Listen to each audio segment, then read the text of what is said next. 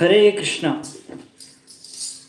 భక్తులందరికీ స్వాగతం. ఈరోజు మన ప్రొద్దున్నే శ్రీమద్ భాగవతం యొక్క చర్చకి.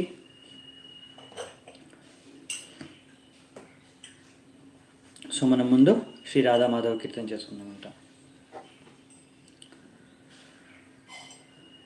జయ రాధమాధవ కుంజ బిహారీ కుపే జన వల్లభ గిరివరధారి.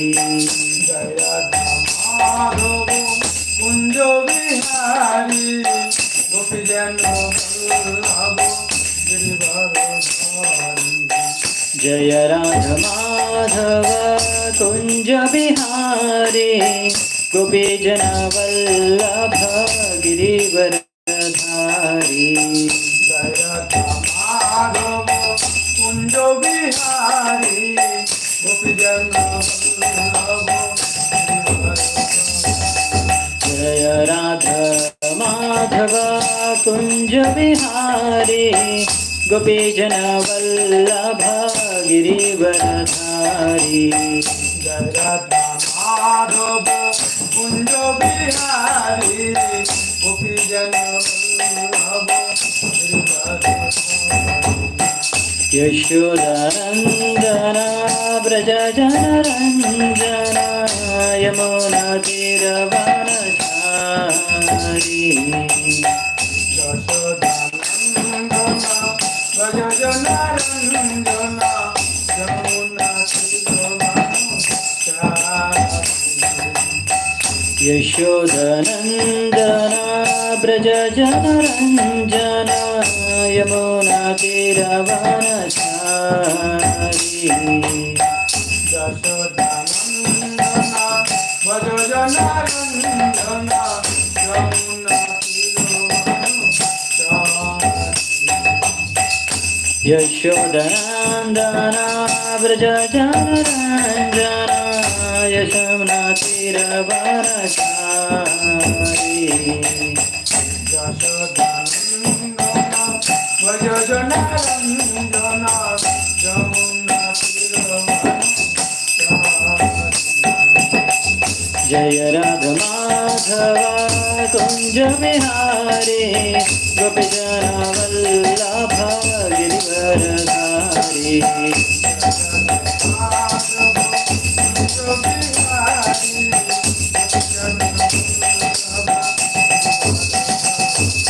జయ రాధమాధవ కుంజ బిహారీ గోపీ జన Vallabha గిరివరధారి.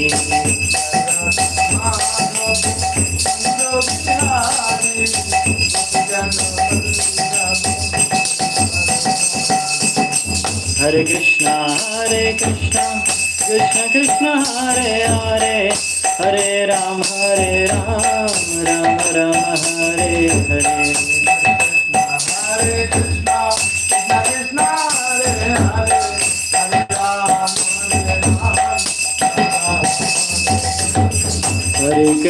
Hare Krishna Krishna Krishna Hare Hare Hare Rama Hare Rama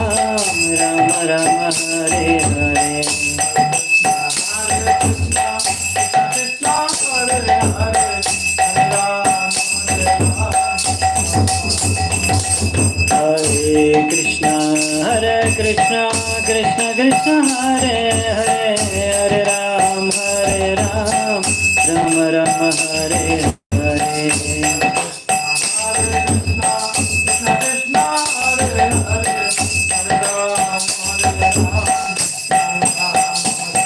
Hare Krishna Krishna Hare Hare Hare Rama Rama Hare Hare.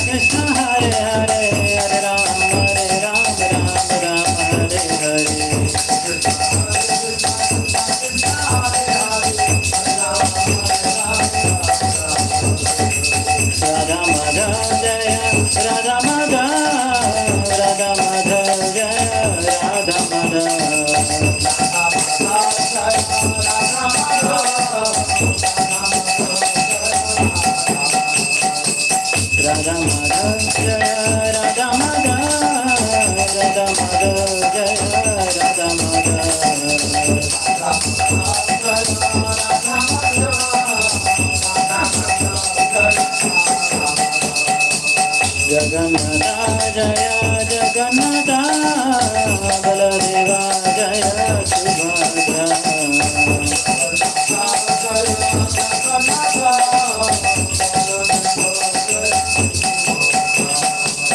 Jagannatha Jaya Jagannatha Baladeva Jaya Subhadra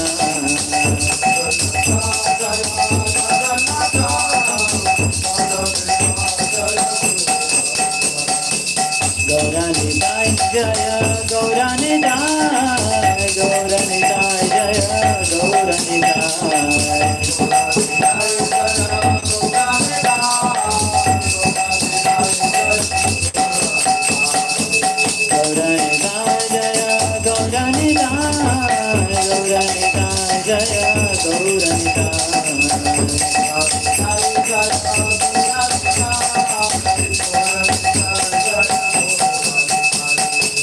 Prabhupada Jaya Prabhupada Prabhupada Jaya Prabhupada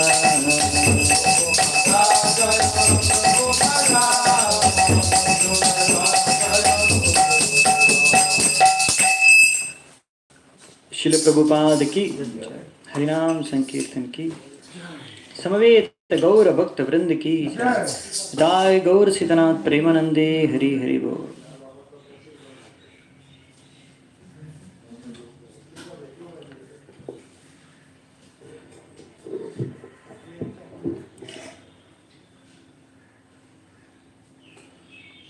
ओम अज्ञानतिमिरन्धस्य ज्ञानाञ्जनाशलाकया चक्षुरुन्मिलितं येन तस्मै श्रीगुरवे नमः। श्रीचैतन्यमनोभीष्टं स्थापितं येन भूतले स्वयं रूपः कदा मह्यं ददाति स्वपदान्तिकं। वन्देऽहं श्रीगुरों श्रीयुतापदकमलं श्रीगुरून् वैष्णवांश्च श्रीरूपं साग्रजातं सहगना रघुनाथान्वितां तं सजीवं साद्वैतं सावधूतं परिजनसहितं कृष्णचैतन्यदेवं श्रीराधा कृष्णपादान् सहगनललिता श्रीविशाखान्वितांश्च नमावों विष्णुपादाय कृष्णप्रेष्ठाय भूतले श्रीमते भक्तिवेदांत स्वामिनिति नामिने। नमस्ते सारस्वते देवे गौरवाणी प्रचारिणे निर्विशेष शून्यवादी पाश्चात्यदेशतारिणे। नमो महावदन्याय कृष्णप्रेमप्रदायते कृष्णाय कृष्णचैतन्य नामिने गौरत्विसे नमः। हे कृष्णा करुणा सिंधु दीनबंधु जगत्पते गोपेश गोपिका कांत राधा कांत नमोस्तुते। तप्तकाञ्चन गौराङ्गी राधे वृन्दावनेश्वरी वृषभानुसुते देवी प्रणमामि हरिप्रिये नीलाचलनिवासाय नित्याय परमात्मने बलभद्रसुभद्राभ्यां जगन्नाथाय ते नमः। वाञ्छाकल्पतरुभ्यश्च कृपासिन्धुभ्य एव च पतितानां पावनेभ्यो वैष्णवेभ्यो नमो नमः। जय श्रीकृष्ण चैतन्य प्रभो नित्यानन्द श्री अद्वैता गदाधर श्रीवासादि गौरभक्तवृन्द। हरे कृष्णा कृष्ण कृष्ण हरे हरे हरे राम राम राम हरे हरे। హరే కృష్ణ. సుభక్తులందరికీ స్వాగతం, నా దండవత్ ప్రణామాలు. సో మనం ఈరోజు శ్రీమద్ భాగవతం నుంచి ప్రథమ స్కందం చర్చించుకుంటాము. అందులోంచి ఈరోజు మనం 6వ అధ్యాయాన్ని ఆరంభించబోతున్నాము. సో నిన్న మనం చూసాము, నారదముని వ్యాసదేవ్ మహర్షి వారి ఆశ్రమానికి బద్రికాశ్రమంలో విచ్చేసి ఆయన్ని పరామర్శించి ఆయన యొక్క సంశయాన్ని, అసంతుష్టికి కారణాలు చెప్పి దానికి తగ్గ చికిత్స, అంటే దాన్ని ఎలా అసంతుష్టికి కారణం ఏంటి, దాన్ని ఎలా పోగొట్టుకోవడం, మళ్ళీ సంతుష్టంగా ఎలా అవ్వడం అనే దాని గురించి, ఆయన రచనల్లో ఉన్న లోపాల గురించి చెప్పి ఆయనకి భక్తి గురించి, ఇంకా భగవంతుడి గురించి, ఇంకా భగవంతుడి యొక్క లీలల గురించి, ఇంకా భక్తుల యొక్క చరిత్ర గురించి విస్తృత రూపంలో మీరు వర్ణించండి.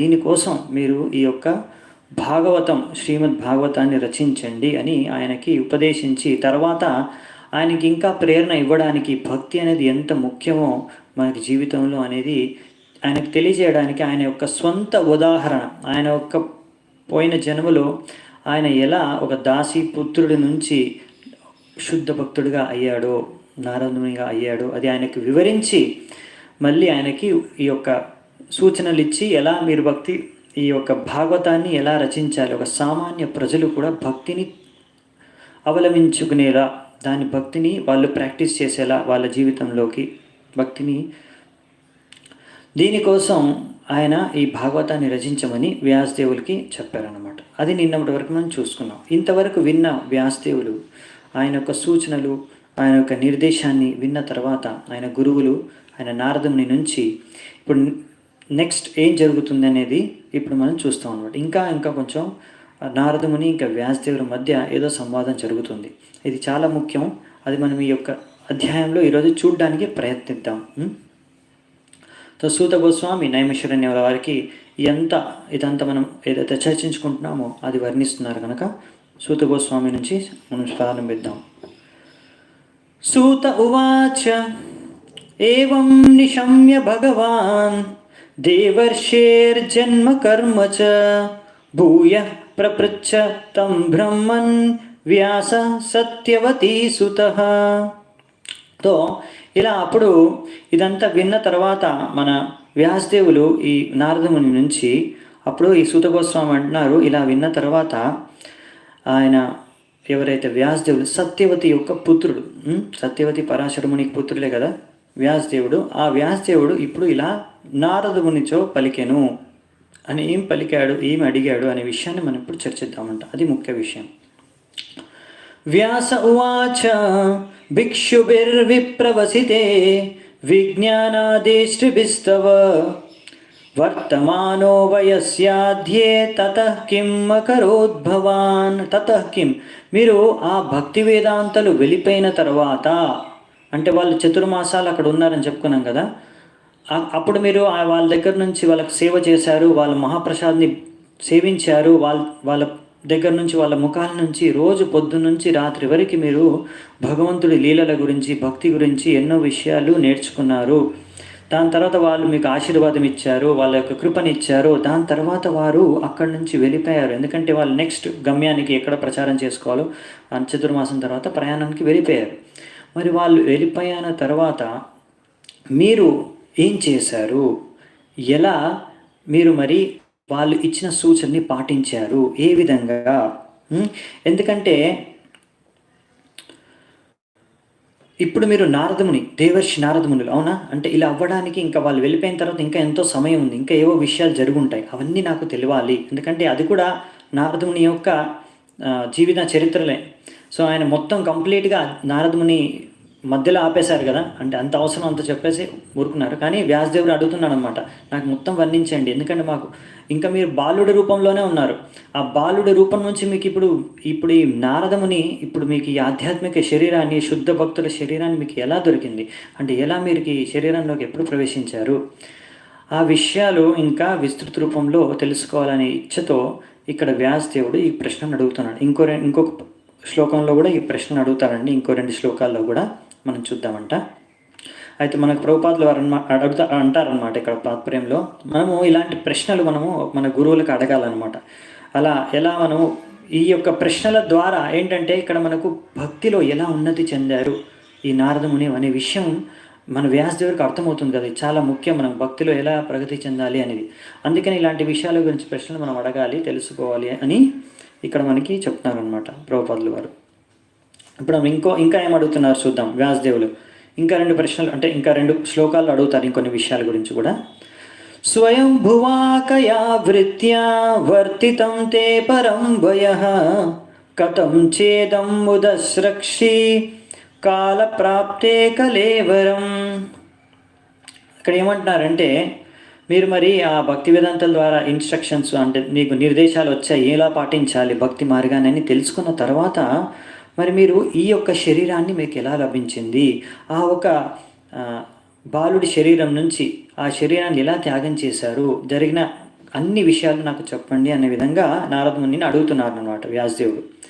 ప్రాకల్ప విషయామేతాం స్మృతిం తే ముని సత్తమా నహ్యేష వ్యవధాత్ కాల ఏష సర్వానిరకృతి. ఇక్కడ ఏం చెప్తున్నారంటే, ఇంకా ఓ మహర్షి దేవర్షి నారద వారు, అంటే నారద నా గురు మహారాజు, ఆయనకు అడుగుతున్నారనమాట.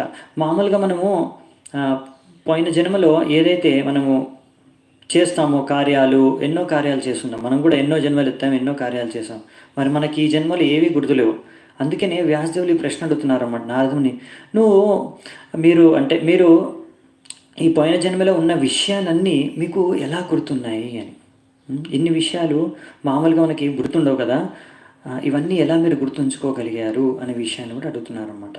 సో ఇదంతా ఎలా గుర్తుండగలిగారు అనేది ప్రభుపాద వారు అంటున్నారు. అదొక మన నారదుని వాళ్ళు ఆ శుద్ధ భక్తి యొక్క జీవితాన్ని పాటించి భక్తి యోగ మార్గంలో ప్రగతి చెంది ఎంతో ఉన్నతి చెంది ఆయన యొక్క శరీరం కూడా అంతా, ఆయన చేతన అంతా మొత్తం ఎంత చిన్మయం అంటే మొత్తం ఆధ్యాత్మికం అయిపోయేసరికి ఆయనకు ఆ శరీరంలో జరిగిన విషయాలు కూడా గుర్తుండిపోయాయి. ఎందుకంటే ఆ భగవంతుడి కృప ఆయనకు లభించింది ఆ విధంగా. ఆ విషయం మళ్ళీ వస్తుంది ఈరోజు మనం చర్చించుకోవడానికి ప్రయత్నిద్దాం, ఎప్పుడైతే భగవంతుడు చెప్తాడో నారదమునికి ఆ విషయం. సో మనం ముందు వెళ్దాం. ఇప్పుడు నారదముని మరి ఆయన ప్రశ్న అడిగాడు కదా, ఇంకా మొత్తం నాకు డీటెయిల్గా చెప్పండి, వివరణ ఇవ్వండి, ఇంకా ఎలా మీరు ఆ శరీరం నుంచి ఈ శరీరానికి వచ్చారు, జరిగిన అన్ని ఘటనల గురించి నాకు చెప్పండి. సో నారదముని వర్ణించడం స్టార్ట్ చేస్తారనమాట. కరెంట్ పోయిందండి, ఐ థింక్ మనకి విజిబుల్ అనుకుంటా, నేను డోర్ విండో ఓపెన్ చేసి పెట్టాను. నారద ఉవాచ భిక్షుభిర్విప్రవసితే విజ్ఞానాదేష్ట్రిభిర్మమ వర్తమానో వయస్యాద్యే తత ఏతద్ ఆకర్షణం. సో ఇక్కడ నారదముని చెప్తున్నారు అన్నమాట, ఆ భక్తి వేదాంతులు, ఆ మహర్షులు అక్కడి నుంచి వెళ్ళిపోయారు. అక్కడి నుంచి వెళ్ళిపోయిన తరువాత వారైతే నాకేదో ఎన్నో ఉపదేశాలు ఇచ్చారు, ఎలా భక్తిని చేసుకోవాలి, ఎలా ఏమేమి నియమాలు పాటించాలి, అవన్నీ నాకు చెప్పి వెళ్ళారు. అంటే నాకు ఒక రకంగా దీక్ష ఇచ్చి వెళ్ళారు.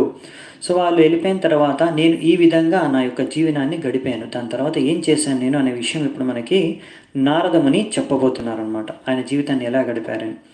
ఏకాత్మజామే జననీ యోషిన్మూఢ చ కింకరీ మయి ఆత్మజేనాన్యగతో చక్రే స్నేహానుబంధనం. ఇక్కడ ఆయన చెప్తున్నారనమాట నారదముని, అప్పుడు ఆయన 5 ఏళ్ళ వయస్సు బాలుడు, ఆ 5 ఏళ్ళ వయసున నా వయసులో ఒక బాల్యావస్థలో ఉన్నప్పుడు అప్పుడు నేను ఒక్కడనే నా తల్లికి కుమారుణ్ణి, అంటే ఆయన తల్లి ఇంకా నారదముని బాబుగా ఉన్నప్పుడు వీళ్ళిద్దరే అన్నమాట ఉన్నది. అంటే ఇప్పుడు ఈయనకి తల్లి ఒక్కరే ఉండేది, ఆ అమ్మ కూడా ఈ ఒక్కడే కొడుకు అనమాట. సో ఎంతో స్నేహానుబంధనం. సో ఎంతో స్నేహంతో, ఎంతో ప్రేమతో ఆ బంధనంలో, అంటే ఆమె స్నేహంతో బంధించేసింది నారదముని అంటున్నాను. ఎంతో ప్రేమ చేసేది వాళ్ళ అమ్మ ఆయనకి. అలా ఎలాగైనా సరే మా ఈ యొక్క పుత్రుడిని ఎంతో బాగా పోషించి పెంచాలి అని ఆమెకి ఎంతో తపన ఉండేదన్నమాట. కానీ ఏం జరిగింది? శాశ్వతంత్రాన కల్పసీత్ యోగక్షేమం మమేచ్చతి ఈశస్య హి వశే లోకో యోషధారో మహీయత. ఈ విషయం అంతా ఈశస్య హి వశే లోకో, ఆ భగవంతుడి వశంలో ఉంది లోకమంతా. ఈ ప్రపంచంలో ఏం జరిగినా అంత భగవంతుడి యొక్క ఆదేశం అనుసారంగానే జరుగుతుంది. ఎవ్వరూ స్వతంత్రులు కాదు. స్వతంత్రత కల్పసా, ఎవ్వరూ స్వతంత్రులు కాదు. అలాగే మా అమ్మ కూడా ఎన్నో విధాలుగా నన్ను పెంచాలి, పోషించాలి అని అనుకుంది నన్ను. కానీ ఆమె స్వతంత్రురాలు కాదు, ఎవ్వరూ స్వతంత్రులు కాదు. ఎందుకంటే భగవంతుడి నిర్దేశానుసారం ఎప్పుడు ఏది జరగాలో అది జరుగుతుంది. సో అందరూ ఆ భగవంతుడి, ఆ ప్రకృతి, ఆ దైవం చేతిలో కీలుబొమ్మలు. అలా ఇక్కడ మనకి నారదుని చెప్తున్నారు అనమాట. ఎందుకు చెప్తున్నారంటే ఇప్పుడు నెక్స్ట్ ఒక ఘటన జరుగుతుందన్నమాట. అహం చ తద్ బ్రహ్మకులే ఉషివాంస్తద్ ఉపేక్షయా దిగ్దేశ కాలవయో తన్మో బాలక పంచహాయన. సో ఆయన ఇలా అంటే 5 సంవత్సరాల వయసు ఉన్నప్పుడు అప్పుడే వెంటనే ఆయన అక్కడ చదువుకునేవాడు, అక్కడ ఉన్న గురుకులంలో, అక్కడ దగ్గరలో. అలా ఎప్పుడు ఆయన కూడా వాళ్ళ అమ్మని ఎంతో ప్రేమిస్తూ ఎంతో ఆప్యాయతగా ఉండేవారు. ఆయన ఎప్పుడు ఆ యొక్క ప్రదేశాన్ని వదిలి ఎక్కడ దూర స్థలానికి వెళ్ళలేదు. అంటే ఆయన వాళ్ళ ఇంటి చుట్టుపక్కలే ఉండేవాడు. 5 ఏళ్ళ వయసు బాబు కనుక మనం ఎక్స్పెక్ట్ చేయవచ్చు ఎంతో దూరం ప్రయాణించి ఉండడని. అదే చెప్తున్నాను నారదుడు, నేను ఎప్పుడు ఎక్కడ వెళ్ళలేదు, అక్కడే ఉండేవాడిని. కానీ కాల సర్పం ఒక కాలం ఎలా మారుతుంది ఇప్పుడు ఘటన అనేది మనం చర్చించుకుందాము 9వ శ్లోకంలో. ఏకదా నిర్గతాం గేహాత్ దుహంతిం నిశిగంపతి సర్పో దశత్పద స్పృష్ట కృపణాం కాలచోదిత. ఈ కాల సర్పం అంటే మంచి కాలం లేకుండే ఆ సమయంలో ఒకరోజు రాత్రి మా అమ్మ ఆవు దగ్గరికి వెళ్ళింది పాలు పిండడానికి, పాలు దహన చేయడానికి. ఆ సమయంలో ఆ దారిలో రాత్రిపూట వెళ్తున్నప్పుడు ఒక పాము ఆమె కాలు పైన కాటేసింది. సర్పో దశ పదస్పృష్ట కృపణాం కాలచోదిత. సో ఈ కాల సర్పం ద్వారా ఆమె మరణించింది వెంటనే. సో ఇలా ఒకే తల్లి ఉన్నది ఆయనకి. ఎవరు అంటే ఇంకెవరు లేరు ఆ బాబుకి, ఓన్లీ ఆ తల్లి మాత్రమే. కానీ ఆమె చనిపోయిందన్నమాట. సో ఇది బర్త్ ప్లేస్ ఆఫ్ నారద్ ముని ఇక్కడ రాయలేదమ్మా ఎక్కడ ఇదనేది. ఇంకా నిజంగా చెప్పాలంటే ఇది ఏదైతే జరిగిందో ఈ ఘటన, ఇది కల్పంలో కాదు, ఇది ఒక ప్రీవియస్ డే, ముందు రోజు. ఈరోజు బ్రహ్మ చెప్పాం కదా, ఒక్కరోజు బ్రహ్మలో 1000 దివ్యయుగాలు ఉంటాయని. సో ఇది ముందు రోజు, ముందు కల్పలో జరిగిన ఘటన ఇదంతా. సో అప్పుడు మనకి ఇప్పుడు ఉన్నట్టు ప్లేసెస్ కూడా మొత్తం వేరే. ఎందుకంటే ఎప్పుడైతే బ్రహ్మ ఆయన రాత్రి అయిపోతుందో, అంటే పొద్దున్న నుంచి రాత్రి వరకు ఆయన పనిచేస్తాడు. ఈ సృష్టిని సృష్టించడం, ఎన్నో పనులు దీన్ని చూడడం. సో పొద్దున్న నుంచి రాత్రి వరకు ఆయనకి 1000 దివ్యయుగాలు అయిపోయిన తర్వాత ఆయన కూడా నిద్రిస్తాడు. ఆ సమయంలో ఆయన పడుకునే సమయంలో, రాత్రి వేళలో ఆయన ఏం పనిచేయడు. ఆయన నిద్రించిపోయే సమయంలో ఏమవుతుందంటే అన్ని బ్రహ్మతో సహా అన్ని జీవులు, అన్ని లోకాలన్నీ మళ్ళీ మన గర్భోదాక్ష విష్ణు చెప్పుకున్నాం కదా మనం. గర్భోదాక్ష విష్ణు నాభి నుంచి బ్రహ్మ వస్తాడని, పైన బ్రహ్మ పద్మకుమారం పైన ఉంటాడు. ఆ నాభి నుంచి ఆ పద్మ పువ్వుకి కనెక్షన్ ఏదైతే ఉందో ఆ స్టెమ్, లోటస్ స్టెమ్, దాంట్లోనే 14 లోకాలు ఉంటాయి. సో మళ్ళీ అవంతా బ్రహ్మతో సహా అన్ని జీవులు అందరూ ఈ యొక్క గర్భోదాక్ష విష్ణు లోపలికి వెళ్ళి ప్రవేశిస్తారనమాట. మళ్ళీ ప్రొద్దునైనప్పుడు మళ్ళీ నాభి నుంచి మళ్ళీ సృష్టి ఆరంభమవుతుంది. మళ్ళీ బ్రహ్మ పుడతాడు, మళ్ళీ ఆ తర్వాత మిగతా అంత సృష్టి జరుగుతుంది. అలా అన్నమాట. సో అందుకనే మొత్తం అన్నీ మిక్స్ అయిపోయి మళ్ళీ సృష్టి అనేది జరుగుతుందన్నమాట. సో అదే మనం ఇప్పుడు ఈరోజు కూడా ఆ విషయం వస్తుందన్నమాట. ఎందుకంటే ఈయన అడిగారు కదా వ్యాసముని, మీరు ఆ శరీరం నుంచి ఈ శరీరానికి ఎలా వచ్చారు. ఆయన ఇంకో క్వశ్చన్ కూడా, అంటే అందులో ఇంకొక మీకు ఇంకో ప్రశ్న ఏంటంటే అది కూడా మనం చూద్దామంట. సో అందుకనే మనకి ఇక్కడ ఐడియా లేదు అసలు, ఎందుకంటే ఇది ఇంకో కల్పంలో అంటే అది తదా తదవం ఈశస్య భక్తానాం శమభూప్సితః అనుగ్రహం మన్యమానః ప్రతిష్టం దిశముత్తరాం. అప్పుడు ఏం చేశాడు, ఎలా ఆలోచించాడు చూడండి. ఇప్పుడు ఆ చిన్న బాబు 5 సంవత్సరాలు మాత్రమే. ఇలాంటి ఘటన అయినప్పుడు ఎంతో దుర్ఘటన అని మనం అనుకుంటున్నాము, కానీ నారదుని ఎలా అనుకుంటున్నాడో చూడండి. నేను దీన్ని ఒక భగవంతుడి యొక్క ఆశీర్వాదంగా నేను స్వీకరించాను. ఇది చాలా అడ్వాన్స్ స్టేజ్ అనమాట. అంటే ఆ నారదుని ఆ బాబు రూపంలో ఉన్నా కానీ అప్పటికే ఎంతో ఉన్నతి చెందాడు భక్తిలో. మనం ముందే చూసుకున్నాం కదా, ఆయన ఎన్నో అనర్థాలు కూడా నశించిపోయి చాలా మటుకు ఆయనకు ఎంతో భక్తి జీవితంలో ఎంతో ప్రగతిని సాధించాడు.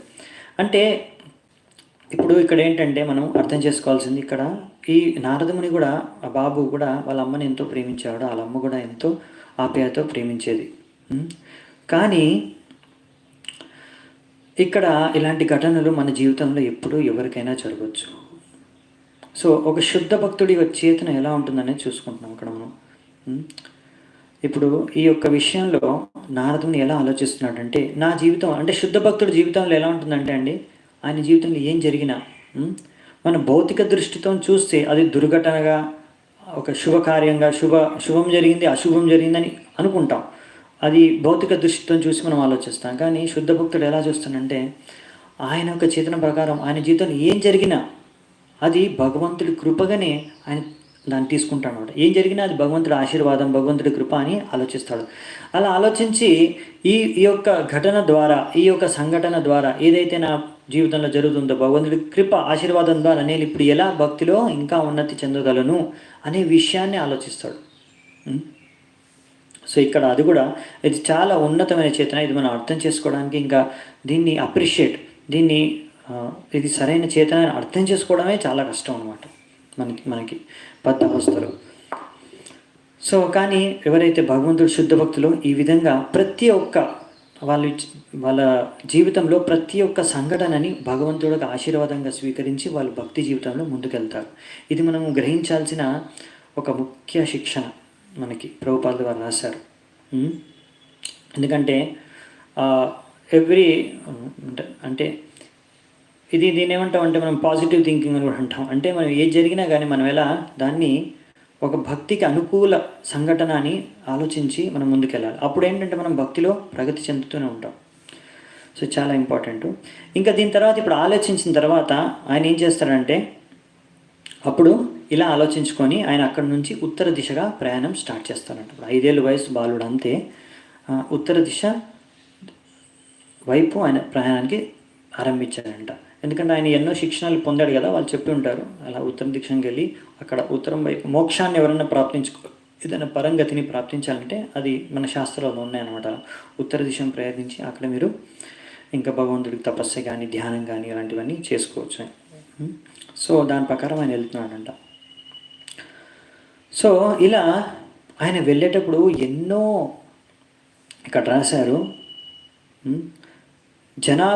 జనపదం స్తత్ర పుర గ్రామ వ్రజకర క్షేత, ఇక్కడ ఎన్నో విషయాలు చెప్పారనమాట. అక్కడ ఎన్నో పట్టణాలని ఆయన దాటుకుంటూ వెళ్ళాడు అనమాట. అంటే ఆ టైంలో ఎన్నో పట్టణాలు, గ్రామాలు, టౌన్లు, ఇలా ఫారెస్ట్ అడవుల్లోకి, ఇంకా వనాల నుంచి, ఉపవనాల నుంచి, లోయలోంచి, మరి ఒక్కొక్కసారి ఎంతో భయంకరమైన అడవుల్లో అంధకారంలో కూడా ఆయన నడుచుకుంటూ వెళ్ళిపోయాడంట.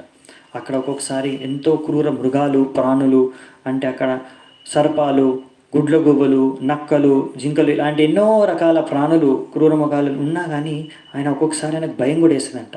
అయినా కానీ అంటే భయం వేసేదని రాయలేదు, కానీ అక్కడ ఎంతో నాకు కఠినంగా అనిపించేది అప్పుడప్పుడు. ఎందుకంటే అలాంటి కఠిన పరిస్థితుల్లోంచి వెళ్ళామండి. అప్పుడు పెద్ద పెద్ద జలాశయాలు వచ్చాయి, అవి కూడా చూశాడు ఆయన. ఇంకా లోయల్లోంచి కూడా వెళ్తున్నాడు.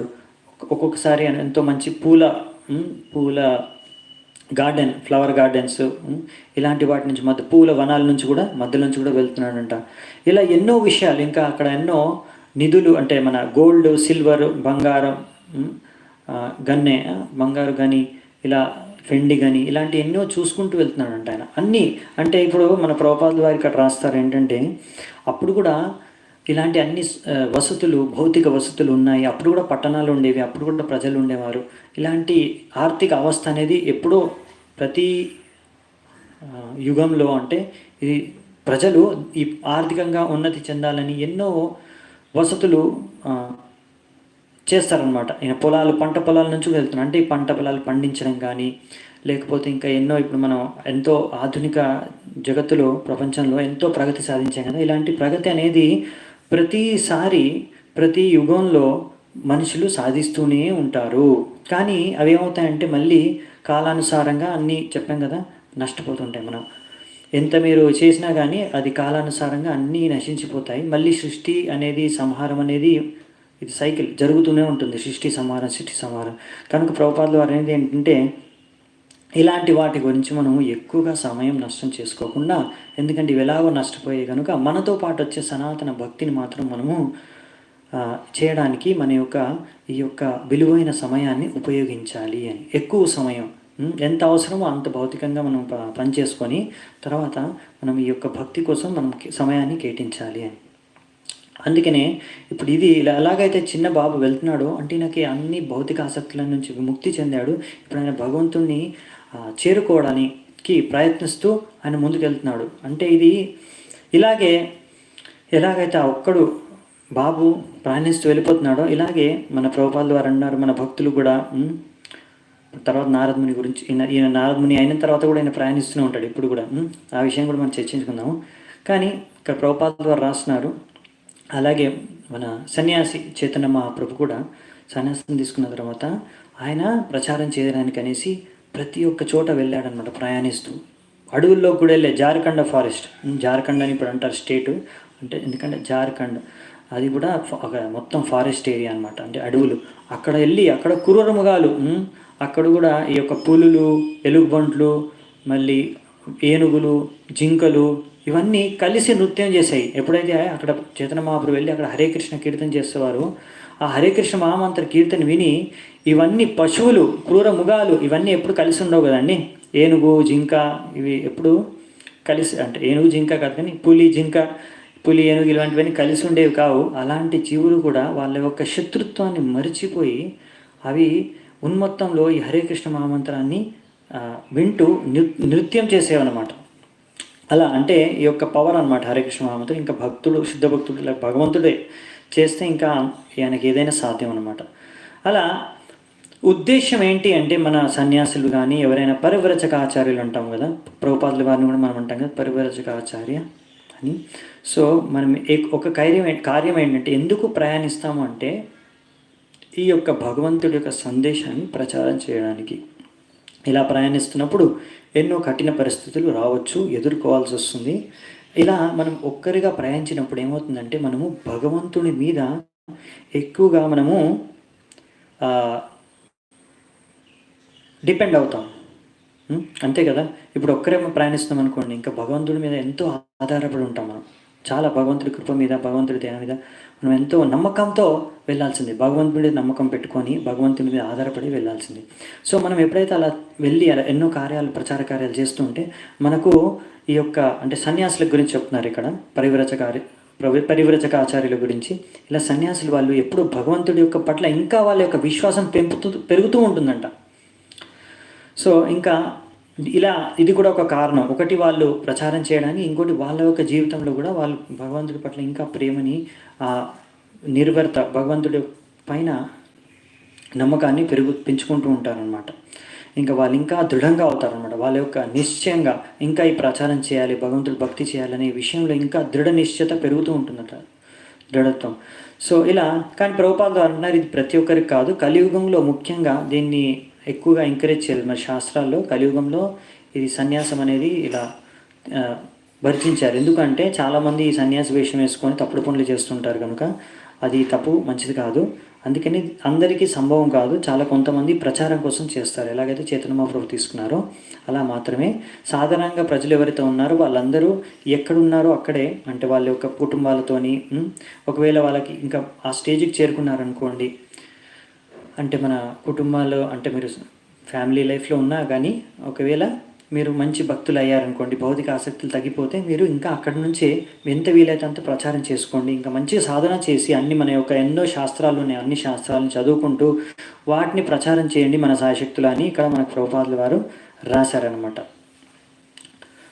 సో ఎందుకంటే ముఖ్యంగా సన్యాసి అయ్యేది కూడా, దాని యొక్క సన్యాసం తీసుకునేది కూడా ఎందుకు అంటే ప్రచారం చేయడానికి, వేరే కారణం లేదు కలియుగంలో ముఖ్యంగా. సో ఇలా ఎన్నో చోట్లు ప్రయాణిస్తూ నారదముని ఇలా వెళ్ళినప్పుడు ఏమైంది అంటే చాలా అలసిపోయాడు. ఎంతో అలసిపోయి ఆయనకి ఇంకా ఎంతో దాహం, ఇంకా ఎంతో ఆకలిస్తుందంట.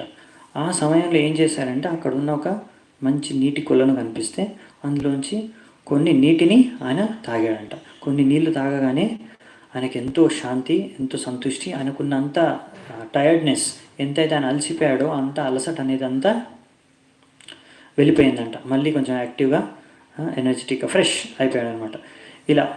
సో అందుకే ప్రభుపాద గారు అన్నారు, ఎవరైతే మన సాధువులు ఉంటారో వీళ్ళకి ఎక్కువగా భౌతిక సదుపాయాలు, భౌతిక వస్తువులు, ఇంకా తినడానికి కూడా ఎన్నో భౌతిక అంటే పదార్థాలు, తినే పదార్థాలు ఎక్కువగా అవసరం లేవంట. వాళ్ళు సంతుష్టిగా ఉండడానికి ఇలా ప్రకృతి ఒడిలో ఏదో ఒకటి దొరికిపోతుందంట, నీరు కానీ ఇంకా తినడానికి పళ్ళు కానీ ఇలా.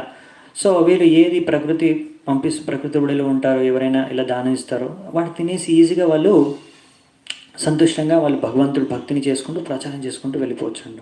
ఇది సంభవం వాళ్ళకి. అందుకే మనం నారదముని ఈ యొక్క బాలుడి రూపంలోనే ఆయన ఎలా చేస్తున్నాడో దాని కార్యాలను బట్టి మనం నేర్చుకోవచ్చు అని ప్రభుపాద గారు మనకి ఇక్కడ చెప్తున్నారనమాట. అంతేగాని ఎప్పుడైనా సరే ఒక సాధువు ఒక గృహస్థుని ఇంటికి వెళ్ళేసి ఏదో తినడానికి కోసమే అక్కడ వెళ్ళి మనం బిచ్చమెత్తుకోకూడదు. కానీ మనము అక్కడ ఎవరైనా ఇంటికి వెళ్తే, సన్యాసి కానీ ఎవరైనా సాధువులు కానీ బ్రహ్మచారి కానీ వెళ్తే అక్కడ మన యొక్క కర్తవ్యం ఏముండాలంటే అక్కడ మనము ఈ భగవత్ ప్రచారాన్ని చేయాలి, భగవంతుడి యొక్క సందేశాన్ని వినిపించాలి అని ఇక్కడ మనకి తాత్పర్యంలో ప్రభుపాదులు చెప్తున్నారు అన్నమాట. దాని తర్వాత ఆయన అక్కడ ఉన్న ఒక మర్రి చెట్టు, బ్యానియన్ ట్రీ, మర్రి చెట్టుని చూసుకొని అక్కడ ఒక పెద్ద మర్రి చెట్టు ఉంటే దాని కింద కూర్చున్నాడంట. దాని కింద కూర్చొని ఇప్పుడు ఆయన ధ్యానం చేస్తున్నాడు. ఎలాగైతే భక్తి వేదాంత వాళ్ళు సాధువులు ఉన్నారో ఆ సాధువులు ఆయనకి ఎలాగైతే నేర్పించారు ఎలా భగవంతుడి మీద ధ్యానం చేయాలి అని, అలాగే కూర్చొని ఆయన భగవంతుడి మీద ధ్యానం చేస్తున్నాడు. ఇప్పుడు ఏం జరుగుతుంది అనేది చాలా ముఖ్యమైన విషయం మనం గ్రహించాల్సింది.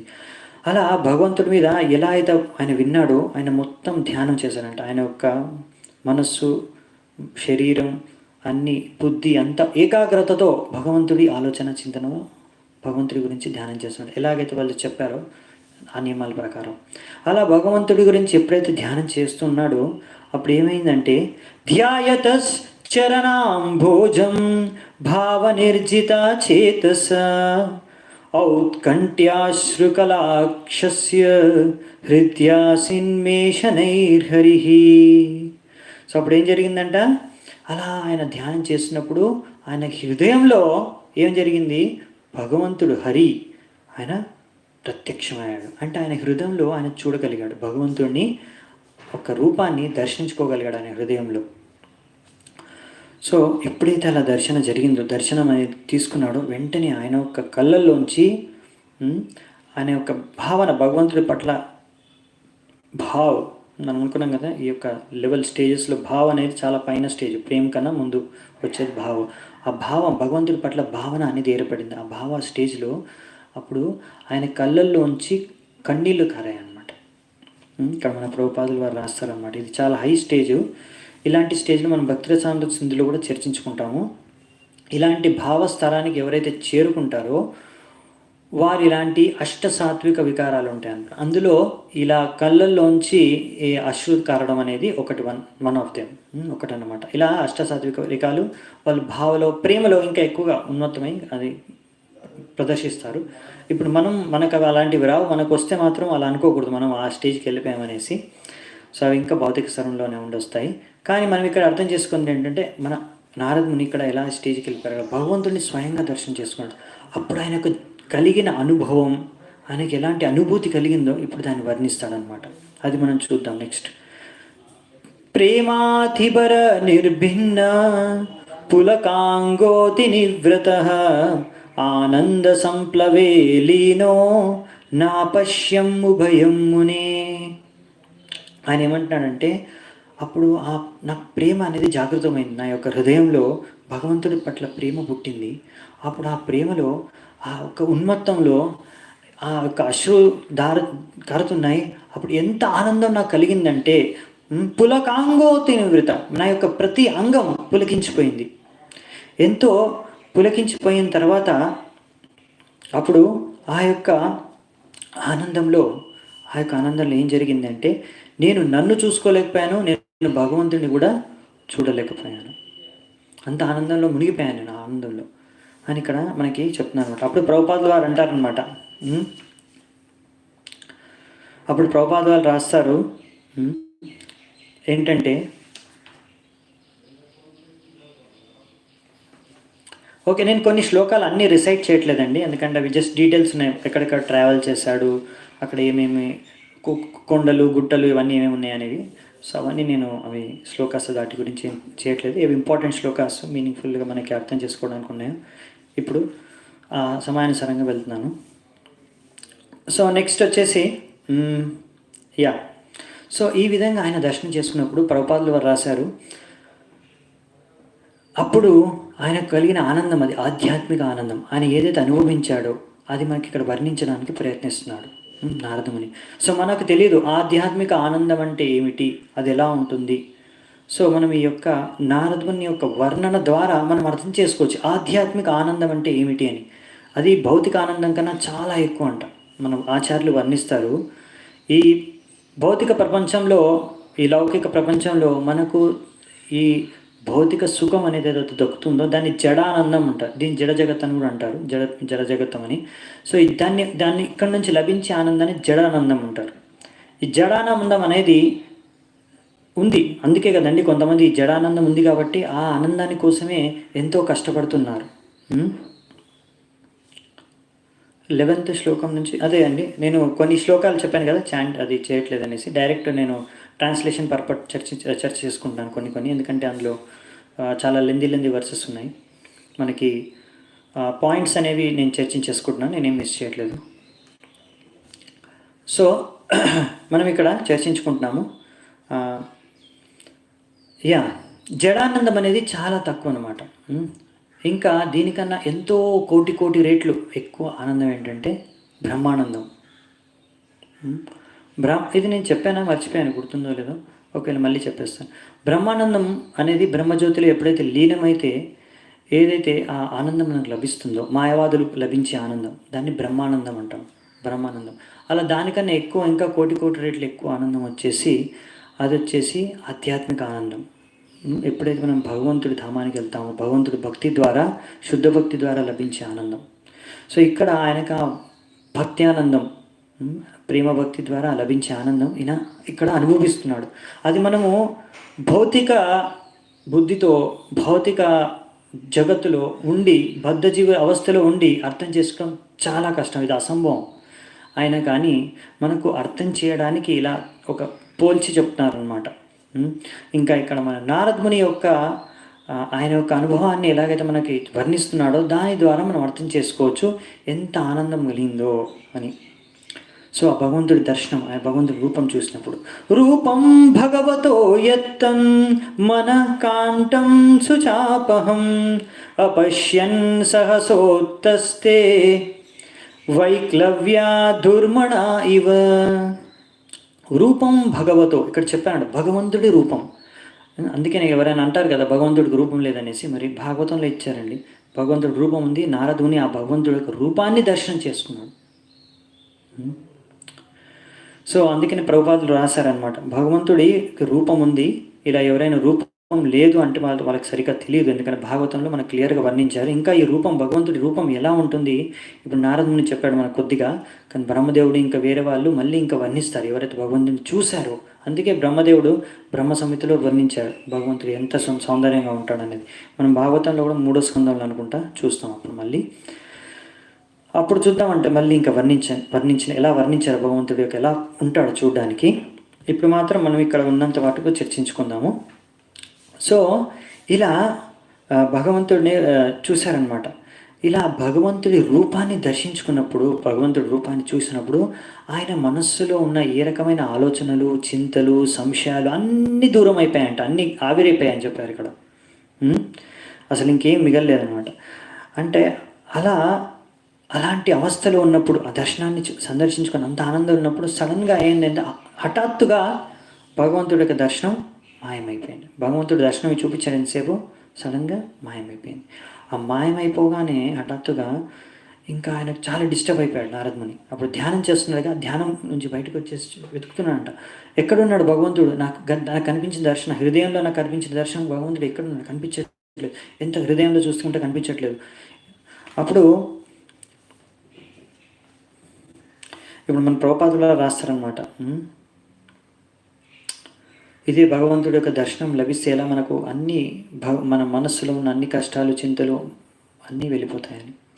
సో ఇలా నారదుడు భగవంతుడి దర్శనం మళ్ళీ హఠాత్తుగా మాయమైపోయేసరికి ఎంతో విభ్రాంతికి గురై ఎంతో విచలితమైపోయి అంటే భగవంతుడిని కోసం ఇంకా దర్శనం కావాలి అనే ఆ ఒక ఉత్సుకతో వెతుకుతున్నాడు. ఇంకా దొరకకపోతే మళ్ళీ ట్రై చేశారంట. మళ్ళీ ధ్యానంలో ఎలాగైతే ఇంతకుముందు ధ్యానం చేశాడు, మళ్ళీ ధ్యానంలో కూర్చున్నాడు మరి చెట్టు కింద. ఎంతో తీవ్రంగా అంటే ధ్యానాన్ని చేసి భగవంతుడిని దర్శనం కోసం ప్రయత్నిస్తున్నాడు. ఎన్నిసార్లు ప్రయత్నించినా మళ్ళీ భగవంతుని దర్శనం ఆయనకి దొరకలేదు. ఇది నారదముని ఇంకా ఇది ఎంత ప్రయత్నించినా కానీ భగవంతుడి దర్శనం దొరక్కపోయేకి ఎంతో దుఃఖంతో మునిగిపోయాడు నారదముని. ఎందుకు నాకు భగవంతుడి దర్శనం దొరకట్లేదు, మళ్ళీ అంత సౌందర్యమైన భగవంతుడి యొక్క రూపాన్ని నేను మళ్ళీ దర్శించుకోలేకపోతున్నాను ఎందుకు అని. ఎందుకంటే ఆ కలిగిన ఆనందం, ఆ అనుభూతి వలన ఆ భగవంతుడి దర్శనం మళ్ళీ చేసుకోవాలని ఎంతో ఆసక్తి పెరిగిపోయింది. ఇప్పుడు నారదమునికి ముందు తెలియదు ఎలా ఉంటాడో భగవంతుడు, కానీ ఇప్పుడు చూసేసుకున్నాడు భగవంతుడిని. ఆ భగవంతుడిని చూసిన తర్వాత ఆయన పట్ల ఆసక్తి ఇంకా ఇంకా పెరిగిపోయింది నారదమునికి. దీనికోసమే భగవంతుడి దర్శనం ఇచ్చాడు అని తర్వాత చెప్తాడు ఇప్పుడు భగవంతుడు మనకి. సో ఇక్కడ ప్రభుపాద ద్వారా అన్నారన్నమాట, అలా భగవంతుడు ఎప్పుడు దర్శనం ఇవ్వాలనేది ఆయన స్వతంత్రుడు. మనం ఆయనకి ఆజ్ఞ వేయలేము, మనం డిమాండ్ చేయలేము. భగవంతుడు నాకు దర్శనం ఇవ్వు అంటే భగవంతుడి కూడా ఆయన మన యొక్క భక్తి ద్వారా ఎప్పుడైతే సంతృప్తి చెందుతాడో, ప్రసన్నులవుతారో ఆయన స్వతంత్రుడు. అప్పుడు ఆయనకు దర్శనం ఇవ్వాలి అనుకున్నప్పుడు మనకు దర్శనాన్ని ఇస్తాడనమాట. అందుకనే ఇక్కడ ప్రభుపాద ద్వారా రాస్తున్నారనమాట, ఇది ఎలా సంభవం అంటే ఎలా మనం భగవంతుని ప్రసన్నం చేయగలం అంటే మనం నిజాయితీగా ఎంతో నిష్ఠతో ఎప్పుడైతే మనం భక్తి చేసి depending completely on the mercy of the lord. మనం ఎప్పుడైనా భక్తి మార్గంలో ప్రయాణిస్తాం కదా, ఈ పాయింట్ చాలా ఇంపార్టెంట్ మనం అర్థం చేసుకోవడానికి. మనము ఆ భక్తి చేసుకున్నప్పుడు ఆ భక్తి మనం ఇప్పుడు చేస్తున్నాం, భక్తి మనం అందరం భక్తి ఏదో ప్రాక్టీస్ చేస్తున్నాం, సాధన భక్తి ప్రాక్టీస్ చేస్తున్నాం అందరం. సో మన అందరం ఇలా భక్తి చేసుకుంటున్నప్పుడు కూడా మనము ఆ భగవంతుడి యొక్క దయ పైన మనం ఆధారపడి భక్తి చేయాలి. మన యొక్క శక్తి సామర్థ్యాలు, మన యొక్క బుద్ధి తెలివితేటలు ఉపయోగించాలి, అన్ని భగవంతుడి సేవలో ఉపయోగించాలి. కానీ మనం అనుకోకూడదు నా బుద్ధి, నా తెలివితేటలు, నా సామర్థ్యం, నా శక్తి ద్వారా నేను భక్తిని చేస్తున్నాను, భగవంతుడిని ప్రాప్తించుకోగలను, ఈ యొక్క నియమ నిష్టాలు, ఈ యొక్క అన్ని భక్తి యొక్క అంగాల్ని ప్రాక్టీస్ చేసి. అలా కాదు, ఆ యొక్క చేతన అనేది సరిగ్గా ఉండాలన్నమాట. మన చేతన ఎలా ఉండాలంటే నేను భక్తి చేసుకుంటున్నాను భగవంతుడిని ప్రసన్నం చేయడానికి, గురువుని ప్రసన్నం చేయడానికి. ఒకవేళ భగవంతుడు ప్రసన్నుడైతే ఆయన కృప తలిస్తే నాకు దర్శనం అనేది కలుగుతుంది, భక్తిలో నేను పురోగతి చెందగలను, అంతే. ఇలా మన యొక్క చేతన ద్వారా మనం భక్తిని చేయాలి. అంతేగాని అప్పుడప్పుడు కొంతమంది ఇలా ఎంతో వాళ్ళు ఇలా ఆలోచిస్తారనమాట, చూసావా నేను ఎలా చేశాను, ఈ సేవ ఎలా చేశాను, ఈ సేవ నేను ఎందుకు చేయగలను, ఇది నా శక్తి, ఇది నా సామర్థ్యం చూపించాను, చూసా అందరికి తెలిసిపోయింది ఇప్పుడు నేను ఎంత గొప్పవాడిని, ఎంత సేవ చేయగలను, ఎంత ప్రచారం చేయగలను. ఇలాంటి భావాన్ని మనలో రావచ్చు, ఆలోచనలు రావచ్చు. మనం వెంటనే అలాంటి ఆలోచనని పక్కన పెట్టేశారు.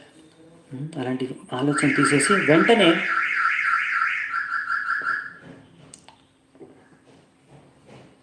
మన యొక్క చేతనని సరిగ్గా వాళ్ళు మహారాజ్ది కార్ అనమాట, కారు ఆయన ఆన్ చేస్తున్నట్టున్నాడు, అందుకనే సౌండ్ వస్తుంది. ఓకే, సో మనం ఏంటంటే హరే కృష్ణ. సో మనము ఇలాంటి చేతనని ఎప్పుడైతే మన యొక్క మనసులో ఉంచుకొని మనం భక్తి చేస్తామో, అంటే మనం ఏం సాధించిన భక్తిలో అండి, ఏ సేవ జరిగినా మనం సక్సెస్ఫుల్ అయినా భగవంతుడికి మనం ఎప్పుడైనా కృతజ్ఞతగా ఉండాలి. మనం ఎప్పుడు మన శక్తి, మన సామర్థ్యం, మన బుద్ధి, మన తెలివితేటలోనే సాధించామనుకోకూడదు. మనం ఏమనుకోవాలంటే ఇది భగవంతుడి యొక్క కృప, భగవంతుడి యొక్క దయ ద్వారా నేను భక్తిలో ఈ సేవ చేయగలిగాను, లేకపోతే భక్తిలో ఇంత ప్రగతి సాధించగలిగాను అనే విషయాన్ని మనం ఎప్పుడైనా మనసులో ఉంచుకొని మనం భక్తి చేస్తే, అలాంటి భావన ద్వారా భగవంతుడు మన పట్ల ఎంతో ఎంతో ప్రసన్నలవుతారనమాట. అప్పుడు భగవంతుడి యొక్క దర్శనం మనకి లభిస్తుంది, లేకపోతే మనం శుద్ధ భక్తులం ఒకరోజు అవ్వగలము అనే విషయాన్ని మనం ఇక్కడ అర్థం చేసుకోవచ్చు ఈ ప్రభుపాది యొక్క వాక్యం ద్వారా. సో ఇప్పుడేం జరిగింది మరి, ఇలా ఎంతో వ్యాకులతో దుఃఖంతో మునిగిపోయాడు ఇప్పుడు నారదముని. ఎందుకంటే నాకు భగవంతుడి దర్శనం దొరకట్లేదు, ఎంత ధ్యానం చేసినా ఆ యొక్క ఆనందాన్ని మళ్ళీ నేను అనుభవించలేకపోతున్నాను అని ఆలోచిస్తున్నాను అనమాట. ఈ చింతలో ఉన్నప్పుడు వెంటనే భగవంతుడు అన్ని చూస్తూనే ఉన్నాడు, నారదుని యొక్క ఆయన యొక్క చేతనని, ఆయన యొక్క సాధనని. అప్పుడు వెంటనే భగవంతుడు ఇలా మాట్లాడసాగాడు. ఏవం యతంతం విజనే మామాహాగోచరో గిరాం గంభీరశ్లక్ష్ణయా వాచ శుచ ప్రశమయన్నివ. ఇలా ఎన్నో ఆయన ప్రయత్నాలు చేసి విఫలమవ్వడంతో నారదముని యొక్క ప్రయత్నాలను చూసి భగవంతుడు ఎంతో మెచ్చి ఆయన ఇలా ఎంతో గంభీరమైన వాయిస్, గంభీరమైన కంఠంతో ఆయన కానీ ఎంతో మధుర వచనాలు ఆయన నారదుడితో పలకసాగాడు. అంటే నారదుని యొక్క దుఃఖాన్ని దూరం చేయడం కోసం భగవంతుడు కొన్ని వాక్యాలు పలికాడనమాట. భగవంతుడి యొక్క కృపని ఇప్పుడు ఆయన మళ్ళీ ప్రదర్శిస్తున్నాడు నారదునికి. కానీ ఇప్పుడు మనకు అర్థమవుతుంది, భగవంతుడు చెప్తాడు ఎందుకు నేను మళ్ళీ దర్శనం నీకు ఇవ్వలేదు అని. చూద్దామా కారణం ఏంటో. హంతాస్మిన్ జన్మని భవాన్ మామాం ద్రష్టుం మిహార్హతి అవిపక్ష్వాకషాయాణాం దుర్దర్శోహం కుయోగినాం. అప్పుడు భగవంతుడు అన్నాడంట, ఓ నారదా, నేను నీకు చెప్పాలనుకుంటున్నాను, ఈ యొక్క జీవితంలో నువ్వు మళ్ళీ నా దర్శనాన్ని ఇంకా పొందలేవు చెప్పేశాడు భగవంతుడు. ఇంకైతే నేను నీకు ఇచ్చిన దర్శనం ఒకసారే, ఇంకా మళ్ళీ ఈ జీవితంలో నువ్వు దాని దర్శనాన్ని పొందలేవు. ఎందుకంటే ఇంకా నువ్వు నీ యొక్క భక్తిలో పరిపూర్ణత 100% ఇంకా నువ్వు అచీవ్ చేయలేదు, ఆ పరిపూర్ణతని ఇంకా పొందలేదు, నువ్వు ఆ పరిపూర్ణత పురోగతిని ఇంకా లాభించలేదు. ఇంకా కొంచెం నీ దాంట్లో నీ యొక్క సేవలో భక్తి మార్గంలో ఇంకా కొంచెం బాకీ ఉంది, ఇంకా కొంచెం. హరే కృష్ణ. విజయ్ మోహన్ ప్రభు. అచ్చా, ఎవరికైనా ఏమన్నా సేవ చేయాలనుకుంటే మారు వాట్సాప్లో పెట్టచ్చు, లేకపోతే నేను వాట్సాప్లో డీటెయిల్స్ పెడతాను ప్రభుజీ. ఎందుకంటే మన ఈ లైవ్ చాట్లో నేను మామూలుగా డైలీ ఏమైనా క్వశ్చన్స్ ఉంటాయేమో, ప్రశ్నలు ఉంటాయేమో చూస్తానమాట. కానీ ఈ లైవ్ చాట్ నిన్న లైవ్ చాట్ కనిపించట్లేదు, అంటే అది యూట్యూబ్లో ఏమైనా ప్రాబ్లం ఉందో ఏంటో. అందుకని మన లైవ్ చాట్లో ఏమైనా మెసేజెస్ ఉంటే కూడా నేను ఒక్కొక్కసారి అలా మిస్ అయిపోతుంది, ఒక్కొక్కసారి టైం ఉండక కూడా చూడలేను, మిస్ అయిపోతుంది. అందుకే మీరు ఏమైనా ప్రశ్నలు కానీ ఇలాంటి ఏమైనా డౌట్స్, క్వశ్చన్స్ ఏమైనా ఉంటే కనుక మీరు మన నా వాట్సాప్ నెంబర్ ఏదైతే ఉందో మనకి ప్రచారానికి, ఆ వాట్సాప్ నెంబర్కి మీరు మెసేజ్ పెడితే బాగుంటుంది, నేను చూసుకోగలను. లేకపోతే ఈ యొక్క వీడియో కింద కామెంట్ సెక్షన్లో కూడా టైప్ చేసి ఉంచవచ్చు, నేను కామెంట్ సెక్షన్లో చూడవచ్చు. చాలా చాలా ధన్యవాదాలు. సో నెక్స్ట్ వచ్చేసి హంతాస్మిన్ జన్మని భవాన్. సో ఇక్కడ చెప్తున్నాడు అనమాట భగవంతుడు, సో నీ దాంట్లో ఇంకా కొద్దిగా బాకీ ఉందండి. మనము భక్తి రసామృత సింధులో చదువుకుంటామండి, ఈ యొక్క అనర్థ నివృత్తి స్టేజ్ ఉంటుంది. మీకు చెప్పాను కదా ఎన్నో లెవెల్స్ ఉంటాయి భక్తిలో అని, అందులో ఐ థింక్ 4వ స్టేజ్ కదా అనర్థ నివృత్తి అని. ఆ అనర్థ నివృత్తిలో అన్ని అనర్థాలు నశించిపోతాయండి, కానీ సమూలంగా నశించవండి, అంటే తగ్గిపోతాయి. చాలా మటుకు అనర్థాలని వెళ్ళిపోతాయి, ఇంకా కొద్దిగా ఉంటాయంట. అవి లాస్ట్ వరకు ఉంటాయండి. ప్రేమ ఎప్పుడైతే మొత్తం భగవంతుడి పట్ల ప్రేమ మొత్తం, ఆ ప్రేమ కూడా భావ స్టేజ్లో స్టార్ట్ అవుతుంది. ఆ ప్రేమ అంకురిస్తుంది. అంకురించిన తర్వాత అది భావ స్టేజ్లో, మన నారదుని అప్పుడే భావ స్టేజ్ వరకు చేరుకున్నారు. కానీ ఇంకా ప్రేమ పులకించి ఫుల్గా మొత్తం 100% అయిన తర్వాత మొత్తం అనర్థాలు అనేవి భగవంతుడి యొక్క కృప వల్ల సమూలంగా నాశనం అయిపోతాయి. కానీ భావ స్టేజ్ వరకు కూడా అది కొద్దిగా ఉంటుంది, అంటే అనర్థాలు కొంచెం ఉంటాయి అనమాట. అంటే టెయింట్ ఇక్కడ అదే చెప్పారనమాట, కొద్దిగా. అందుకని నువ్వు ఇంకా, ఎందుకంటే ప్రేమ ఎలా మనకు తెలుస్తుంది అంటే, ప్రేమ స్టేజ్కి వెళ్ళిపోయామంటే, అప్పుడు ప్రేమ స్టేజ్కి చేరుకున్నామంటే ఇంకా అక్కడ మనము దాని తర్వాత భగవంతుడి లీలలో మనము భాగస్వాములు కావచ్చు, భగవంతుడితో పాటు లీలలు చేసుకోవచ్చు. ఇప్పుడు మనం వ్రజ లీలలు ఉంటాయి, భగవంతుడు ఎన్నో లీలలు చేస్తాడు బృందావనంలో. సో అందులో మనము ఆ భగవంతుడి లీలల్లో ఒక పాత్రగా మనం కలిసి లీలలు చేయొచ్చు భగవంతుడితో. అది ప్రేమ పరిపూర్ణత అయిన తర్వాత అండి. సో అందుకనే ఇప్పుడు ఇంకా భగవంతుడు అంటున్నాడు, ఇంకా ఆ స్టేజ్ వరకు వెళ్ళలేదు, కానీ నేను నీకు నా కృప, నీ యొక్క సాధనకు మెచ్చి నేను ఈ దర్శనాన్ని నీకు ఇచ్చాను. ఎందుకంటే ఈ దర్శనం ద్వారా ఇప్పుడు మనకి మళ్ళీ నెక్స్ట్ భగవంతుడే చెప్తాడనమాట, సకృద్ యద్దర్శితం రూపం ఏతత్ కామాయ తేనగా మత్కామ శనకై సాధు సర్వాన్ ముంచతి హృచ్చయాన్. సో ఇక్కడ ఏమంటున్నారంటే, నువ్వు ఒకసారి చూసావు నన్ను, ఎందుకు నీకు దర్శనం ఇచ్చానంటే నీకు ఒక రుచి చూపించడానికి. భగవంతుడు ఒక రుచిని, ఎందుకంటే ఇంత నువ్వు తపస్సు చేస్తున్నావు, ఇంత కష్టపడుతున్నావు, ఇంత సాధన చేస్తున్నావు కాబట్టి నీకు కొంచెం రుచి చూపిస్తున్నాను. దీని ద్వారా నీకు ఇంకా భక్తి చేయాలనే ఆసక్తి ఇంకా పెరిగిపోతుంది. అందుకని నీ ఆసక్తిని ఇంకా పెంచడానికి, ఆ ఆసక్తి పెరిగితే ఏమవుతుందంటే అంటే ఇంకా మనం తీవ్రంగా భక్తి చేస్తే ఇంకా ఫాస్ట్గా ఇంకా హై స్టేజ్కి వెళ్ళిపోవచ్చు అనమాట. అందుకే మనం ఎప్పుడైనా సరే మన యొక్క ఆసక్తిని పెంచుకుంటూ ఉండాలి భక్తిలో. దానికి తగ్గ కార్యాలు, భక్తి కార్యాలే చేస్తూ ఉండాలన్నమాట దాని ద్వారా. సో ఇలా నువ్వు ఎప్పుడైతే నీ ఇంకా ఆసక్తితో నువ్వు ఎప్పుడు ఇంకా నన్ను చేరుకోవాలనే ఆసక్తి పెరిగిపోతుందో అప్పుడు నీకున్న ఇంకా కొన్ని చిన్న ఏవైతే కలుషితాలు ఉన్నాయో అవి కూడా అన్ని మటుమాయమైపోయి మొత్తం పరిపూర్ణమైపోతుంది నీ యొక్క ప్రేమ. దాని తర్వాత నువ్వు నా దగ్గరికి చేరుకోవచ్చు. నువ్వు ఇప్పుడు ఏదైతే చేస్తున్నావు పద్ధతి, అది ఇంకా పాటించే జీవితాంతం అని చెప్తున్నాను అనమాట భగవంతుడు. సో ఇక్కడ మనకి ప్రభుపాదుల వారు కూడా అంటారనమాట. సో అందుకనే మనము భక్తిలో భగవంతుడి పట్ల ఇంకా ఆసక్తి పెంచుకోవాలి, ఇంకా భక్తిలో ముందుకు వెళ్ళాలి అనే దానికి విగ్రహారాధన అనేది చాలా ఇంపార్టెంట్ అని చెప్తున్నారు ప్రభుపాద గారు. అందుకే మనం విగ్రహానికి ఆరాధన చేసామనుకోండి, అప్పుడు మనకు భగవంతుడి యొక్క రూపం పట్ల, భగవంతుడి యొక్క విగ్రహం పట్ల, భగవంతుడి పట్ల మనకు ఆసక్తి అనేది పెరుగుతుంది. అందుకే భగవంతుడి యొక్క విగ్రహానికి అర్చన, ఆరాధన ఇలా సేవ చేసుకోవడం చాలా ఉపయోగకరం మన భక్తిలో ముందుకెళ్ళడానికి అని ప్రభుపాద గారు చెప్తున్నారు. అందుకే మా ప్రతి మందిరంలో విగ్రహారాధన సేవ ఉంటుంది. ఎందుకంటే ఈ విగ్రహారాధన సేవ ద్వారా కూడా మనము భక్తిలో పురోగతి చెందొచ్చు అనమాట బాగా. ఇంకా మనకు భగవంతుడి పట్ల ఆ రూపం కదా, పర్సనల్ ఫామ్, భగవంతుడి పట్ల ఆసక్తి అనేది పెరుగుతుంది.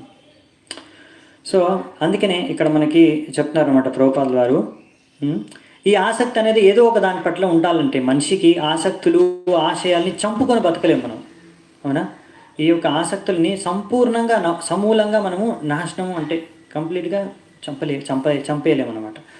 అది సంభవం కాదు. అందుకనే మన ఆశయాల్ని, ఆసక్తులని ఇవన్నీ భగవంతుడికి సేవ పట్ల కేంద్రీకరించాలి.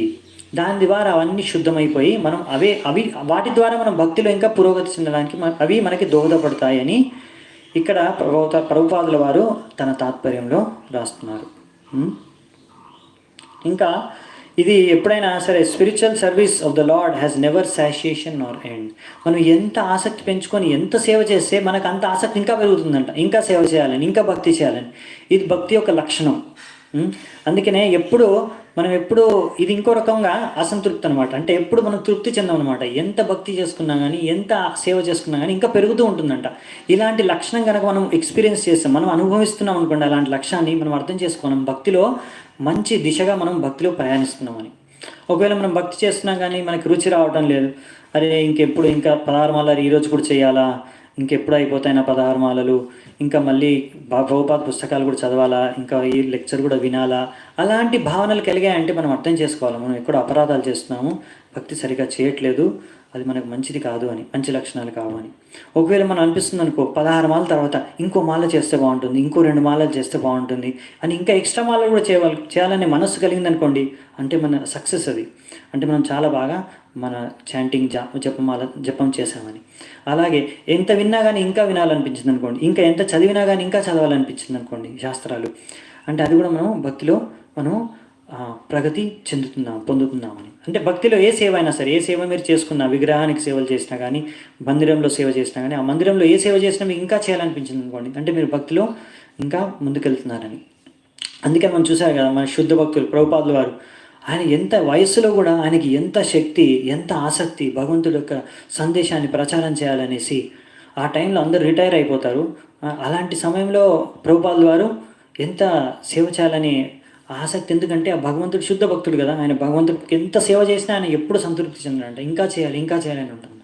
అందుకని ప్రభుపాద వారు ఆయన మీరు చూస్తే ఆయన లాస్ట్ వరకు, లాస్ట్ రోజు లాస్ట్ క్షణం వరకు ఆయన భగవంతుడు సేవ చేసుకుంటూ ఈ భాగవతాన్ని ఆయన అనువాదం చేస్తూ, ఈ భాగవతాన్ని అనువాదం చేయడానికి మొత్తం రాత్రంతా ఆయన 1 గంట, రాత్రి 1 గంట నుంచి పొద్దున 4 గంటల వరకు అలా ఎవ్రీడే 3-4-5 గంటలు ఎంత సమయం దొరుకుతుంది అంత సమయం దీనికోసమే, భాగవతాన్ని అనువాదించడం కోసం, ఈ యొక్క తాత్పర్యాలు మనకు రాయడం కోసం ఆయన సమయాన్ని కేటాయించాడనమాట. సో అంత చేసుకొని కూడా ఆయన ఇంత పెద్ద ఇస్కాన్ని ఎలా స్థాపించాడంటే అది ఆయనకున్న ఆ సేవా భావం. భగవంతుడి కోసం నేను పెద్ద సేవ చేయాలి, ఎక్కువ సేవ చేయాలనే తపన, దాని యొక్క ఫలితమే మనం ఈరోజు ఈ ఇస్కాన్ రూపంలో చూడగలము. సో దీని ద్వారా మనకు అర్థమవుతున్నాడు, ప్రభుపాద వాళ్ళు రాస్తున్నారు ఆయన నిజ జీవితంలో ఆయన ఒక ఉదాహరణ. అవును, ఆచార్యులు అంటే ఆయన ఉదాహరణ ద్వారా మనకి ప్రస్తుతం చేస్తాను. సో నెక్స్ట్ 23వ శ్లోకం నుంచి చూద్దామంట. సో ఇప్పుడు నేను అనుకుంటున్నాను మనకి ఈ యొక్క చాప్టర్లో ఇంకా కొన్ని శ్లోకాలు మాత్రమే ఉన్నాయి.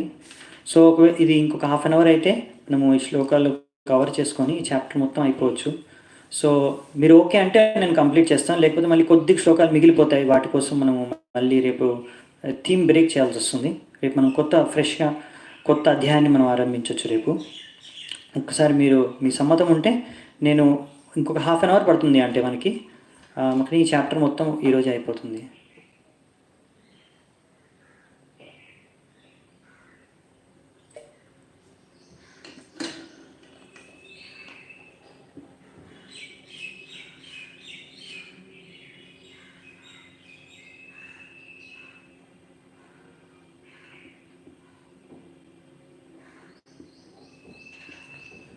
Okay, thank you so much మీ ఉత్సాహానికి. ఎందుకంటే ఈ యొక్క కథనం ఏదైతే ఉందో నారదముని యొక్క దర్శనము, దాని తర్వాత ఇప్పుడు నారదముని ఏం చేయబోతున్నాడు అనేది ఓకే ఈరోజే చూసుకుంటే బాగుంటుందని. ఓకే, దీని తర్వాత ఏం జరుగుతుందంటే భగవంతుడు ఇప్పుడు ఆయనకి ఈ యొక్క ఇన్స్ట్రక్షన్ ఇస్తున్నాడు అనమాట. భగవంతుడు సందేశం ఇస్తున్నాడు మన నారదమునికి. నారదునికి చెప్పిన తర్వాత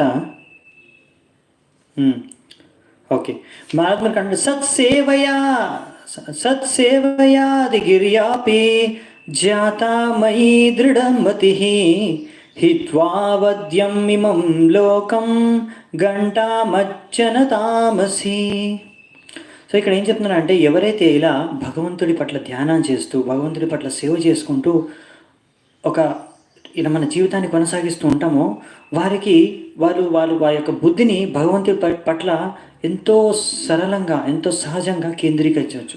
అంటే మనం ఎప్పుడు భగవంతుడు సేవ చేస్తున్నాం, ఏదైనా మనం భగవంతుడి కోసం సేవ చేయాలనుకున్నాం అనుకోండి, అప్పుడు వెంటనే మనం బుద్ధిని ఏం చేస్తాం, మనము ఎలా మంచి సేవ చేయాలి, ఈ సేవకి ఏమేం కావాలి, ఈ సేవ గురించి మనం ఆలోచిస్తాం. ఆ విధంగా మనం భగవంతుడి గురించి ఎప్పుడు ఆలోచిస్తూ ఉంటాం. ఆ విధంగా మన యొక్క బుద్ధి అనేది ఎప్పుడు భగవంతుడి యొక్క చింతనలో ఉండిపోతుంది. అందుకే భగవంతుడికి ఎన్నో రకాలుగా మనం ఆలోచించాలన్నమాట. ఏ విధంగా నేను సేవ చేయగలను, నా యొక్క సామర్థ్యం ఏంటి, ఆ విధంగా మనం ఆలోచించి ఏదైనా సేవ తీసుకున్నాం అనుకోండి భగవంతుడిది, అప్పుడు ఏమవుతుందంటే మన యొక్క చేతన అనేది ఆ సేవ గురించి ఆలోచించుకుంటూ ఆ విధంగా మనం భగవంతుడి యొక్క చింతలో ఎల్లప్పుడూ ఉండొచ్చు. ఇలా ఎల్లప్పుడూ మనం భగవంతుడు ఆలోచిస్తూ ఉంటే ఎప్పుడైతే మనం ఇంకా ఈ జీవితం మనకి ముగింపు అయిపోతుందో దాని తర్వాత వెంటనే భగవద్ధామానికి మనము వెళ్ళిపోవచ్చు, ఇలా వెళ్ళొచ్చు అని భగవంతుడు స్వయంగా నారదమునికి చెప్తున్నాడు. అందుకే ప్రభుపాద వారు అన్నారు, అవును భక్తి చేసుకోవాలి, కానీ మనం ఒక గురువుల ఆదేశం అనుసారంగా వాళ్ళ యొక్క ఆధీనంలో మనం చేయాలి. అంటే మనం ఎలాగైతే మన ఇస్కాన్ సిస్టమ్ ఉందో పరంపరలో అలా మనం భక్తి చేసుకోవాలని ఇక్కడ మనకి ప్రభుపాదుల వారు చెప్తున్నారన్నమాట. నెక్స్ట్ శ్లోకం చూద్దామంట. ఈ విధంగా నువ్వు ఈ విధంగా నాకు నీ బుద్ధిని మొత్తం నా మీద కేంద్రీకరించి నువ్వు ఎప్పుడైతే నా భక్తి భావనతో నువ్వు చేసుకుంటూ వెళ్ళిపోతావు నీ సాధనని, అప్పుడు ఏమవుతుందంటే నువ్వు ఏ భక్తిని ఏదైతే నువ్వు ఈ శరీరంలో ఏదైతే నువ్వు సాధన చేసి భక్తిని పెంపొందించుకుంటున్నావు, ఈ కార్యాలన్నీ నువ్వు ఎప్పుడు మర్చిపోవు. నీ యొక్క స్మృతి అనేది చిరస్థాయిగా ఉంటుంది. ఈ యొక్క భౌతిక ప్రపంచం సృష్టి, ప్రళయం, పాలన ఇవన్నీ జరుగుతూ ఉంటాయి.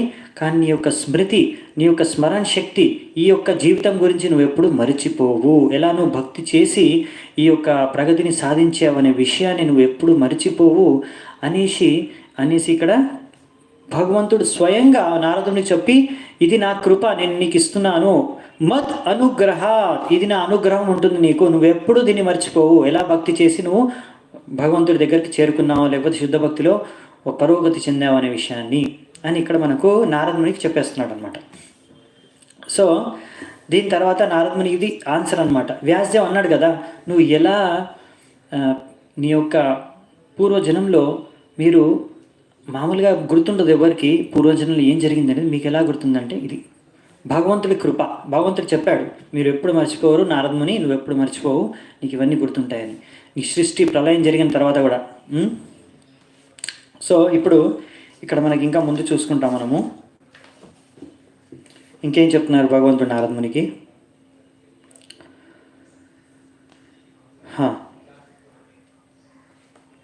దీని తర్వాత భగవంతుడిని చూడలేకపోయాడు ఇప్పుడు నారదముని. భగవంతుడు ఆయన యొక్క స్వరాన్ని మాత్రమే విన్నాడు. అవునా? ఎందుకంటే ఫస్ట్ టైం దర్శనం దొరికింది, కానీ ఈసారి మాత్రం దర్శనం దొరకలే, కానీ ఆయన ఒక మధుర స్వరాన్ని వినగలిగాడు అనమాట. ఇలా ఈ విధంగా నారదుని ఎంతో కృతజ్ఞత భావంతో భగవంతుడికి ఎక్కడి నుంచి అయితే వింటున్నాడో భగవంతుడి యొక్క స్వరాన్ని ఆయన నమస్కరించాడు అనమాట. ఎంతో కృతజ్ఞత భావంతో ఆయనకి ఎంతో ఇప్పుడు ప్రశాంతంగా ఉంది. ఎందుకంటే ఆయన ఆ దర్శనాన్ని తీసుకోలేక, దర్శనం మళ్ళీ లభించక ఎంతో వ్యాకులతో చెందిపోయి దుఃఖంలో మునిగిపోయినప్పుడు భగవంతుడు ఇలా ఆయనకు ఓదార్చాడు అనమాట ఇలాంటి శబ్దాలతో. ఆ శబ్దాన్ని, భగవంతుడి యొక్క శబ్దాన్ని విని కూడా ఆయనకి ఎంతో ఆనందం అనేది మళ్ళీ కలిగిందనమాట. అందుకే ఆయన ఎంతో కృతజ్ఞతలతో భగవంతుడికి నమస్కారం చేస్తూ దండ ప్రణామాలు చేశారు. దీని తర్వాత ఏం చేశారంటే నారదముని, నామాన్యనంతస్య హతత్రిపటం గుహ్యాని భద్రాని కృతాని చ స్మరన్ గాంపర్యటం స్తుష్టమనాగత స్పృహ కాలం ప్రతీక్షం విమదో విమత్సరః. నామాన్యనంతస్య హతత్రిపటాన్, ఏం పఠిస్తూ ఉన్నాడు ఆయన? భగవంతుడి యొక్క అనంత నామాల్ని గుణగానం చేసుకుంటూ ఆయన మిగతా జీవితాన్ని, శేష జీవితాన్ని గడుపుతూ పోయాడంట ఆ జీవితంలో. ఎందుకంటే భగవంతుడు చెప్పేశాడు, ఇంకా నీకు మళ్ళీ నేను దర్శనం ఇవ్వను, నువ్వు ఈ జీవితాంతం అంతా ఈ భక్తిని చేసుకుంటూ ఉండు, అప్పుడు నువ్వు భగవద్ధామానికి చేరుకుంటావు, శుద్ధ భక్తుడు అయిపోతావు అని. సో ఆయన ఈ యొక్క భగవంతుడి యొక్క నామ గుణ రూపలీలల్ని, మహిమల్ని ఆయన గానం చేస్తూ మిగతా జీవితాన్ని గడిపాడంట. ఇంకా ఏవి వేరే వాటి గురించి, వేరే ఏ భౌతిక విషయాల గురించి ఆయన ఆలోచించలేదంట. సో ఈ విధంగా ఆయన ప్రయాణం చేసుకుంటూ భగవంతుడి యొక్క నామాల్ని, గుణాల్ని వర్ణించుకుంటూ వెళ్తున్నాడంట. ఇది భగవంతుడు అంటే ఒక భక్తుడు ఎలా, ఆయన జీవన విధానం ఏమిటి మీరు అర్థం చేసుకోవాలంటే ఈ ఒక్క శ్లోకం ద్వారా మీరు అర్థం చేసుకోవచ్చు అని ప్రభుపాదుల వారు రాస్తున్నారు. ఈ నారదుని యొక్క ఒక్క శ్లోకంలోనే మీకు తెలిసిపోతుంది భగవంతుడు యొక్క భక్తుడు ఏం చేస్తాడు జీవితాంతం. ఇది ఆయన ఎందుకు ప్రయాణిస్తాడు, ఈ భగవంతుడి యొక్క సందేశాన్ని ఆయన స్మరిస్తూ, ఆయన యొక్క కీర్తిస్తూ, ఇంకొకరికి కూడా ఆ విషయాన్ని, సందేశాన్ని అందజేస్తూ. సో ఇక్కడ మనం నెక్స్ట్ ఇప్పుడు 27వ శ్లోకంలో ఏం చెప్తున్నారంటే, ఇప్పుడు ఆయన అంటున్నారనమాట, వ్యాసదేవుని చెప్తున్నారు అనమాట. ఓ వ్యాసదేవ, ఓ బ్రాహ్మణ, ఇలా కాలానుసారంగా నేను ఎంతో కాలం, మిగతా కాలాన్ని అంతా నేను ఇలా భక్తి భావనతో భగవంతుడి గురించి ఆలోచించి చూస్తూ ఆయన యొక్క గానాన్ని కీర్తన చేసుకుంటూ గడిపాను. ఇలా నాకున్న కొద్దిగా ఉన్నాయన్నారు కదా దోషాలు, అవి అనర్థాలు, అవన్నీ కూడా సమూలంగా నాశనం అయిపోయాయి. అలా కాలం అయిపోయిన తర్వాత నేను ఎప్పుడైతే మృతి చెందానో వెంటనే నాకు ఆధ్యాత్మిక శరీరం ప్రాప్తించింది. ఎలాగైతే ఇక్కడ లైట్నింగ్ అండ్ ఇల్యూమినేషన్ అంటే ఇప్పుడు వాన వచ్చే విధంగా ఉంది బయట మా వాతావరణం, అందుకే కరెంట్ తీసేశారు. సో ఎప్పుడైతే మనకి వాన వచ్చే ముందు ఏముందంటే అది గర్జిస్తుంది కదా, మేఘాలు గర్జించి ఒక లైట్నింగ్, థండర్. ఆ టైంలో ఏమవుతుందంటే మీకు ఒక వెలుతురు కూడా కనిపిస్తుంది, లైట్, మరి ఆ సౌండ్ కూడా వినిపిస్తుంది, గర్జన. ఆ మేఘాలు గర్జించినప్పుడు ఆ గర్జన కూడా వినిపిస్తుంది, మీకు ఒక ప్రకాశం, లైట్ కూడా కనిపిస్తుంది అనమాట. అంటే రెండు ఒకేసారి జరుగుతాయి. అలాగే నాకు మృత్యువు ఇంకా నా యొక్క నెక్స్ట్ శరీరం మీరు చూస్తున్నారా, నారదుని శరీరాన్ని అలా ఒకేసారి జరిగిపోయాయి. నాకు ఎప్పుడు అర్థమే కాలేదు, మృత్యు ఎప్పుడు జరిగింది, నాకు కొత్త శరీరం వెంటనే జరిగిపోయాయి అని చెప్తున్నారనమాట. అందుకే ప్రభుపాదుల వారు అంటున్నారు, ఇలా ఎందుకు జరుగుతుందంటే శుద్ధ భక్తులు ఎప్పుడైతే వాళ్ళు మొత్తం శుద్ధ భక్తికి చేరుకుంటారో ఆ శుద్ధ భక్తి ద్వారా వాళ్ళ శరీరం కూడా మొత్తము చిన్మయం అయిపోతుంది, అంటే ఆధ్యాత్మికంగా మారిపోతుంది. అందుకే మనము శుద్ధ భక్తుల యొక్క శరీరాన్ని మనం కాల్చామన్నమాట, ఎందుకంటే అవి శుద్ధం అనమాట. అందుకే వాటిని అలాగే సమాధి చేస్తాం. మామూలుగా ఎవరైతే శరీరాలు ఉంటే వాళ్ళని కాల్చేస్తాం, ఎందుకంటే ఈ శరీరం అనేది శుద్ధం కాదు. అందుకే దాన్ని శుద్ధపరచడానికి మనము ఒక విధంగా చెప్పాలంటే అగ్గితో ప్యూరిఫై చేస్తాం, శుద్ధపరుస్తాం. కానీ శుద్ధ భక్తుల జీవితాన్ని మనం, అంటే ఆయన శరీరాలని మనం ఎప్పుడు కాల్చము, వాటిని మనం ఏం చేస్తామంటే సమాధి చేస్తాం. ఎందుకంటే ఆ శుద్ధ భక్తి శరీరాలు కూడా ఆధ్యాత్మికం అయిపోయాయి ఆ శుద్ధ భక్తి ద్వారా, ఆ ప్రభావం ద్వారా. ఆ విషయాన్ని మనం ఇక్కడ దీన్ని అర్థం చేసుకోవచ్చు. అందుకనే వారికి, అలాంటి వాళ్ళకి మృత్యు అనేది అసలు తెలియకుండానే జరిగిపోతుందంట. మృత్యు అయిపోయి ఎప్పుడు నాకు కొత్త శరీరం, ఆధ్యాత్మిక శరీరం లభించిన వాళ్ళకు అంటే అంత హఠాత్తుగా జరిగిపోతుంది ఒకేసారిగా. అలాగే నారదముని కూడా జరిగిపోయింది. సో దీని తర్వాత అదే అంటున్నాడు నారదుని. సో వెంటనే నాకు ఈ యొక్క చిన్మయ ఆధ్యాత్మిక శరీరం నాకు వెంటనే లభించింది. శుద్ధాం భాగవతీం తనుం, నా యొక్క తను అంటే నా యొక్క తనువు శుద్ధాం భాగవతి, భగవంతుడి యొక్క శుద్ధ భక్తుడికి శరీరాన్ని నాకు వెంటనే లభించాయి నాకు. సో ఇంకా నా యొక్క ఏ కర్మలు ఏమున్నాయో అన్ని కర్మఫలాలు అవన్నీ ఆ ఉన్న శరీరం ఏవైతే వదిలిపెట్టేశానో దాంతో కూడా అన్ని నాశనం అయిపోయాయి. అంటే ఇంకా నాకు ఏ కర్మలు ఏవీ లేవు, బంధనాలు ఏమీ లేవు. ఇప్పుడు నాకు శుద్ధ భక్తులు, ఇప్పుడు మీరు చూస్తున్న శరీరం నాకు లభించింది అని నారదుని చెప్తున్నాను అనమాట. మనకు ఎలా అర్థమవుతుంది మనము శుద్ధ భక్తుల యొక్క శరీరము అంటే ఈ యొక్క చిన్మయ శరీరం, ఆధ్యాత్మిక శరీరము అనేది దాని లక్షణాలు, 3 లక్షణాలు ఇక్కడ చెప్తున్నారు మనకి ప్రభుపాదుల వారు. So the transcendental body is free from material infinity. వాళ్ళకి ఎప్పుడూ ఏ యొక్క భౌతిక వస్తువు పైన ఆసక్తి అనేది ఉంది, ఎందుకంటే వాళ్ళు ఇప్పుడు శరీరమే భౌతికం కాదు కనుక. ఇంకోటి ఏంటంటే ఇప్పుడు 3 లక్షణాలు ఏంటంటే, ఒకటి శాశ్వతం. ఆ చిన్మయ శరీరం అనేది ఏదైతే లభిస్తుందో శుద్ధ భక్తులకి అది శాశ్వతంగా ఉంటుంది, అది ఎప్పుడు నశించిపోదు. ఎలాగైతే ఈ శరీరం నశించిపోతుందో ఆ చిన్మయ శరీరం, ఆధ్యాత్మిక శరీరం అనేది ఎప్పుడు నశించిపోదు. ఇంకోటి ఏంటంటే ఈ 3 గుణాలు, సత్వగుణ, రజోగుణ, తమోగుణ, ఇవి ఎప్పుడు శుద్ధ భక్తుల యొక్క శరీరాన్ని ఎప్పుడు అవి ప్రభావితం చేయలేవు. ఇంకొకటి వచ్చేసి, ఇంకా వీళ్ళు శుద్ధ భక్తుల యొక్క శరీరాల ద్వారా ఏవైతే కార్యాలు జరుగుతాయో అవన్నీ, అంటే వాళ్ళు శుద్ధ భక్తులు చేసే పనులవన్నీ వాటి వల్ల ఏ కర్మ పుట్టదనమాట. అంటే దాని ద్వారా ఏ కర్మ ప్రతిక్రియ అనేవి ఏమి ఉండవు అనమాట, రియాక్షన్స్ ఏమి ఉండవు. ఎందుకంటే అవన్నీ శుద్ధ భక్త కార్యాలు కాబట్టి వాటి అకర్మ అంటాం, మనం భగవద్గీతలు చదువుకుంటాం. ఇప్పుడు ఇంకొక ప్రశ్న మీకు రావచ్చు, అది వ్యాసదేవులకు కూడా రావచ్చు. అందుకే నేను నారదుని ముందుగానే చెప్పేస్తున్నాడు, మన ఆచార్య చెప్తున్నారు. ఏంటంటే మీరు అనుకోవచ్చు, మనం చదివాము, ఒకవేళ మీరు ఆల్రెడీ భగవతం వినింటే ఎవరి దగ్గరైనాకి, నారదమునితో ఈ బ్రహ్మదేవుడు ద్వారా సృష్టించబడ్డాడే నారదముని, బ్రహ్మదేవుడి యొక్క శరీరం నుంచి ఉత్పన్నమయ్యాడు కదా నారదముని. అందుకే మనం బ్రహ్మదేవుడి యొక్క పుత్రుడిని చదువుకున్నాం కదా. మరి ఇక్కడేంటి నారదముని ఇలా దాసీపుత్రుడు ఉండి, దాసీపుత్రుడి నుంచి ఆయనకి నారదముని శరీరం వచ్చిందంటున్నారు. మరి రెండింటి మధ్యలో ఒక కన్ఫ్యూజన్ ఏర్పడుతుందా? ఆ కన్ఫ్యూజన్ అనేది ఇప్పుడు వెళ్ళిపోతుందండి. ఇప్పుడు నారదముని చెప్తాడు నెక్స్ట్ శ్లోకంలో, మీకు ఆ యొక్క క్వశ్చన్కి, ఆ ప్రశ్నకి జవాబు చెప్తారనమాట. కల్పాంత ఇదం మాదాయ శయనేంభస్యుదన్వతః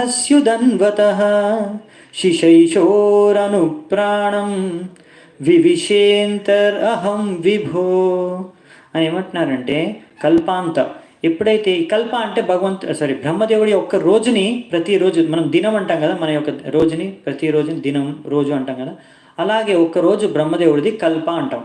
సో కల్పాంత అంటే ఆ కల్పం, ఆ రోజు రాత్రి సమయానికి అప్పుడు ఏం జరిగింది అంటే, నేను బ్రహ్మదేవుడు అంత సృష్టి, భౌతిక సృష్టి 12-14 లోకాలు అంతా ఆ నారాయణుడు అంటే గర్భదాక్ష విష్ణు ఆయన లోపలికి వెళ్ళిపోయాము.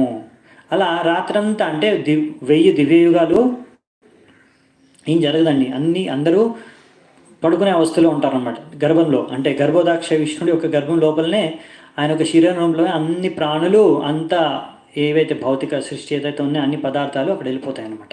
బ్రహ్మదేవుడితో సహా అందరూ అక్కడే పడుకుంటారు. బ్రహ్మదేవుడు కూడా పడుకుంటాడు ఆయన రాత్రి అంతా 12 గంటలు. దాని తర్వాత మళ్ళీ ఎప్పుడైతే ఉదయం జరిగిందో అప్పుడు మళ్ళీ నాభిలోంచి గర్భదోక్ష విష్ణు నాభిలోంచి ఆ కమల పువ్వు వచ్చేసి నా బ్రహ్మదేవుడు పుట్టి దాని తర్వాత మళ్ళీ ఎప్పుడైతే సృష్టి జరిగిందో ఈ రోజు ఇప్పుడు మనం చర్చించుకునేది ఇప్పుడు ఈ రోజు బ్రహ్మ అంటే నిన్నటి రోజు బ్రహ్మది కల్పంలో ఇదంతా విషయాలు జరిగాయి. అందుకే నేను చెప్పాను, ఎవరు అడిగారు కదా ఇది ఏ స్థలం జరిగింది అనేది. ఇప్పుడు మొత్తం సృష్టి అనేది ప్రళయంలో మారిపోతుందండి. మనకు ఒక యుగం నుంచి ఇంకో యుగం వరకే ఎన్నో మార్పులు చేర్పులు జరుగుతాయండి సృష్టిలో. ఒక్కొక్కసారి మన్వంతర తర్వాత కూడా ఈ చిన్న ప్రళయం లాంటిది వచ్చేసి సృష్టిలో చాలా మార్పులు జరిగిపోతాయి. అలాంటిది ఒక రోజులో 14 మన్వంతరాలు మనువులు చేంజ్ అయిన తర్వాత 14 మన్వంతరాల తర్వాత ఎంతో సృష్టిలో మార్పులు చేర్పులు జరుగుతాయండి. అందుకనే ఆ స్థలాల పేర్లు అన్నీ ఎప్పుడో మారిపోతాయి అన్నమాట. మనం చూస్తాం కదండి ఇప్పుడు స్థలాల పేర్లు మన ముందే మార్చేస్తున్నారు, అవునా? ఎన్నో సిటీస్ పేర్లు ఎన్నో పట్టణాల పేర్లు మారిపోయాయి, ఇంకా మారుతున్నాయి. సో అలా కనుక ఈ పేర్లు అనేవి మారుతూ ఉంటాయండి. సో ఇంకోటి ఏంటంటే ఇక్కడ ఏంటంటే సృష్టి చేంజ్ అవుతూ ఉంటుంది కదా, సృష్టి ప్రళయం. సో ఈ ప్లేసెస్ కూడా అన్నీ చేంజ్ అయిపోతూ ఉంటాయి కొద్దిగా. సో ఇదన్నమాట. సో మళ్ళీ ఎప్పుడైతే భగవంతుడు ఈ యొక్క విష్ణువు నుంచి ఎప్పుడైతే మళ్ళీ సృష్టి జరిగిందో నెక్స్ట్ బ్రహ్మ పుట్టాడు. ఆ బ్రహ్మ నన్ను ఇంకా ఎన్నో మంది ఋషులని ఆయన సృష్టించాడు. అప్పుడు నేను మళ్ళీ అదే శరీరంలో భగవంతుడి లోపలికి వెళ్ళిపోయాను. అదే శరీరం ద్వారా మనం మళ్ళీ ఈ యొక్క కల్పంలో బ్రహ్మదేవుడు ఈ యొక్క రోజులో నేను మళ్ళీ అవతరించాను అని ఇక్కడ నారదుని చెప్తున్నాను అనమాట. సో అందుకనే నారదుని యొక్క శరీరం అనేది చిన్మయ శరీరం, ఆధ్యాత్మిక శరీరం అనమాట. సో ఆయన సాధారణ జన్మ కాదు ఆయనది, మనలాగా ఏ సాధారణ మనిషిలాగా. ఆయన ఒక శరీరం కూడా దివ్య శరీరం. సో ఇది ఈయన డైరెక్ట్గా బ్రహ్మదేవుడి నుంచి వచ్చాడు. ఇవన్నీ దివ్య లీలలు, అందుకే మనం అసాధారణ లీలలు. భగవంతుడు ఇంకా భక్తుల యొక్క చరిత్ర అనేది అంత అసాధారణంగా ఉంటాయి, వాళ్ళ జన్మ ఇంకా వాళ్ళ కార్యాలు. ఇదే మనం చూస్తున్నాం ఇక్కడ. అందుకనే మనకి చాలా శ్రద్ధ అనేది అవసరం. ఒకసారి కొంతమంది అనుకుంటారు ఇవన్నీ ఏవో కట్టుకథలు పిట్టకథలు అనుకుంటారు, కానీ అలా కాదండి. ఇవి అసలైన మన పురాణ అంటే ఎప్పుడో జరిగిన కథలు ఇవన్నీ. అంటే ఒక్కొక్కసారి నేను చెప్పాను కదా, ఈ భాగవతంలో చర్చించుకునే విషయాలు ఈ యుగంలోనే కాదు, ఈ దివ్య యుగంలోనే కాదు, ఈ రోజు బ్రహ్మలోనే కాదు, ఇంకో రోజు ఇంకో కల్పంలో బ్రహ్మలో విషయాలు కూడా మనం ఇక్కడ చర్చించుకున్నాం. అలాగే ఒక్కొక్కసారి వేరే లోకాల్లో జరిగే విషయాలు కూడా ఇక్కడ చర్చించుకుంటాం. అదనమాట. ఇక్కడ అదే రాశారనమాట. నెక్స్ట్ శ్లోకంలో కూడా 30వ శ్లోకంలో కూడా అదే విషయాన్ని నేను చెప్పాను కదా మీకు, ఆ విషయాన్ని రాశారు. అందుకే మనం ఇంకా ముందుకెళ్దామంట. సో దీని తర్వాత నేనేం చేశాను, అంతర్బహిర్చలోకం స్త్రీన్ పర్యేమ్య దీని తర్వాత నేను ఇంకా వీణను వాయించుకుంటూ నేను అన్ని లోకాలు, ఈ 14 లోకాలు, దాని తర్వాత దీన్ని నాటి మన ఆధ్యాత్మిక జీవితంలో కూడా నేను ప్రవేశించగలను. నాకు ఆ అర్హత అంటే భగవంతుడు నాకు ఆ కృప ఇచ్చేశాడు. సో ఈ శరీరంలో నేను ఎక్కడంటే అక్కడ వెళ్ళేసి భగవంతుడు ఎక్కడ వెళ్ళినా నేను భగవంతుడి యొక్క నామాల్ని కీర్తన చేసుకుంటూ భగవంతుడి యొక్క గుణగానాల్ని కీర్తన చేసుకుంటూ వెళ్తాను అని చెప్తున్నాను అనమాట. మీరు వీణ చూశారు కదా, ఇది కూడా నాకు భగవంతుడు స్వయంగా ఇచ్చాడు కృష్ణుడు అని ఇప్పుడు నారదుడు చెప్తారు. దేవదత్తం ఇమం వీణం స్వర బ్రహ్మ విభూషితం మూర్ఛయిత్వా హరికథాం గాయమానశ్చరమ్యహం. సో భగవంతుడు స్వయంగా దేవదత్తం, ఈ భగవంతుడు నాకు ఒక గిఫ్ట్గా ఇచ్చాడు ఈ వీణని. సో ఈ వీణ ద్వారా నేను ఎప్పుడైతే ఈ వీణ ద్వారా నేను వాయిస్తానో, భగవంతుడి ఇచ్చిన వీణ కదా, ఇది కూడా చిన్మయం, ఇది ఒక మెటీరియల్ భౌతిక వీణ కాదు. అంటే వీణ అనేది ఏదైతే మ్యూజికల్ ఇన్స్ట్రుమెంట్ ఉందో అది భౌతిక పదార్థాలతో నిర్మించింది కాదు, భగవంతుడు ఇచ్చింది స్వయంగా. అది మొత్తం స్పిరిచువల్ చిన్మయ వస్తువు. అంటే మనం ఇక్కడ చూసే అన్ని ప్రకృతిలో, ఈ జడ జగత్తులో చూసే అన్ని పదార్థాలు అంటే అన్ని వస్తువులు అన్నీ చిన్మయ జగతంలో, అంటే మన భగవత్ జగతంలో, భగవత్ లోకంలో, భగవంతుడి లోకంలో అన్నీ ఉంటాయండి. ఇంకా దీనికన్నా ఎక్కువే ఉంటాయి, ఇంకా వెరైటీ కూడా ఎక్కువ ఉంటుందన్నమాట. సో ఈ విషయాన్ని ఇంకా విస్తృత రూపంలో ఎలా భగవంతుడు నారదుని గిఫ్ట్గా ఇచ్చారనే విషయాన్ని లింగ పురాణంలో రాశారనమాట. అది మనకు ప్రభుపాదుల వారు చెప్తున్నారు ఇక్కడ. సో దీని ద్వారా నేను ఏం చేసేవాడిని, ఎప్పుడు ఆ యొక్క వీణను వాయిస్తూ భగవంతుడి యొక్క గానాన్ని చేసేవాడిని. ఆ వీణ నుంచి సరిగమ పదనిస అని, దీని ద్వారా ఇవన్నీ ఈ సరిగమ పదనిస అనేవి అక్షరాలు కూడా యాక్చువల్లీ ఎందుకు ఇవి యొక్క స్వరాలు సంగీతంలో మనం చేసుకుంటాం. ఇవి ఎందుకు భగవంతుడు సృష్టించారంటే, అంటే నారదుని కూడా చెప్తున్నాడు అనమాట ఇక్కడ, దీని ద్వారా భగవంతుడి గుణగానం చేయడానికి, మంచి ట్యూన్స్లో భగవంతుడి యొక్క గానం చేయడానికి, అంతేగాని వేరే పిచ్చి పిచ్చి పాటలు పాడుకోవడానికి ఈ యొక్క స్వరాలను ఉపయోగించకూడదు అని ప్రభుపాదుల వారు రాశారనమాట. 33వ శ్లోకం చూద్దాం మనం ఇప్పుడు. సో ప్రగాయత స్వవీర్యాని తీర్థపాద ప్రియశ్రవా ఆహుత ఇవ మే శీఘ్రం దర్శనం యాతి చేతసి. సో ఎప్పుడైతే నేను భగవంతుడి నామాల్ని గుణగానాల్ని కీర్తించడం ఆరంభిస్తానో వెంటనే భగవంతుడు నాకు ఎప్పుడు భగవంతుడు నాతో పాటే ఉన్నాడు, భగవంతుడు నా యొక్క హృదయంలో ప్రదర్శిస్తూ ఉంటాడు, అంటే దర్శనమిస్తూ ఉంటాడు. ఎప్పుడు నా భగవంతుడు నాతో పాటే ఉన్నాడు అని నాకు అర్థమైపోతుంది. భగవంతుడు అక్కడ ప్రత్యక్షమైపోతాడు ఎప్పుడైతే నేను భగవంతుడి నామాల్ని ఈ వీణ పైన వాయిస్తూ ఉంటాను, గానం చేస్తూ ఉంటాను. అదనమాట. అంటే భగవంతుడు ఎప్పుడైతే శుద్ధ భక్తుడు భగవంతుడి నామాల్ని కీర్తన చేస్తుంటాడో వెంటనే భగవంతుడు ఆకర్షితుడైపోతాడు. ఆ భక్తుడి పట్ల, ఆ యొక్క భక్తి పట్ల ఆకర్షితుడు వెంటనే అక్కడ ప్రత్యక్షం అయిపోతాడు అన్నమాట భగవంతుడు. అందుకని ఎక్కడైతే భగవంతుడు భక్తులు, శుద్ధ భక్తులు శుద్ధంగా ఆయన యొక్క గాన కీర్తాలు చేస్తున్నారో అక్కడ భగవంతుడు ప్రత్యక్షం అవుతాడు. అదే తీర్థస్థలంగా మారిపోతుంది, అదే బృందావనంగా మారిపోతుంది అని మన ప్రభుపాదుల వారు చెప్తారంట ఇంకో చోట. సో మనం ఇంకా నెక్స్ట్ చూద్దాము. ఇప్పుడు నెక్స్ట్ చూసే శ్లోకం ఇంపార్టెంట్ శ్లోకం అండి. మీరు కావాలంటే దీన్ని నోట్ చేసుకోవచ్చు, కంఠస్థం కూడా చేసుకోవచ్చు. చాలా మంచి శ్లోకం.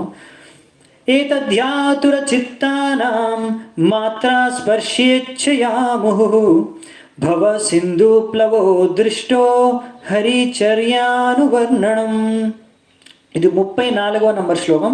మీకు కావాలంటే నోట్ చేసుకోండి, ఎందుకంటే ఇది మనకు సాధకులకి ఎంతో ఉపయోగపడే శ్లోకం అనమాట. దీని అర్థం చాలా బాగుంటుంది.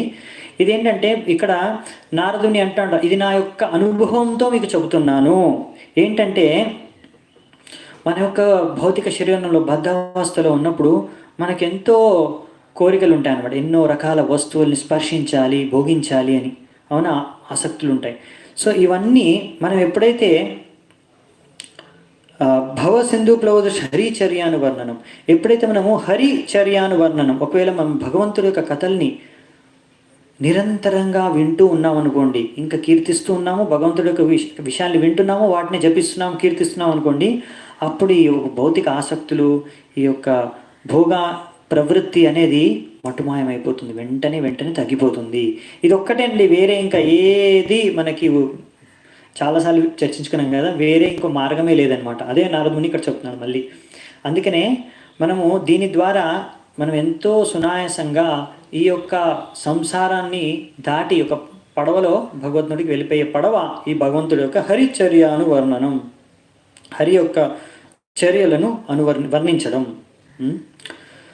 ఇదన్నమాట. అందుకే ప్రభుపాదుల వారు అంటారు, అందుకనే మనం మనకి ఎప్పుడు ఏదో ఒకటి చర్చించుకోవాలి, ఏదో ఒకటి వినాలి అనే ఆసక్తి ఉంది మనకి. ఆ చర్చించుకునే విషయాలు భగవంతుడు చర్చించుకోండి, ఆ వినాలనే ఆసక్తితో భగవంతుడి గురించి వినండి.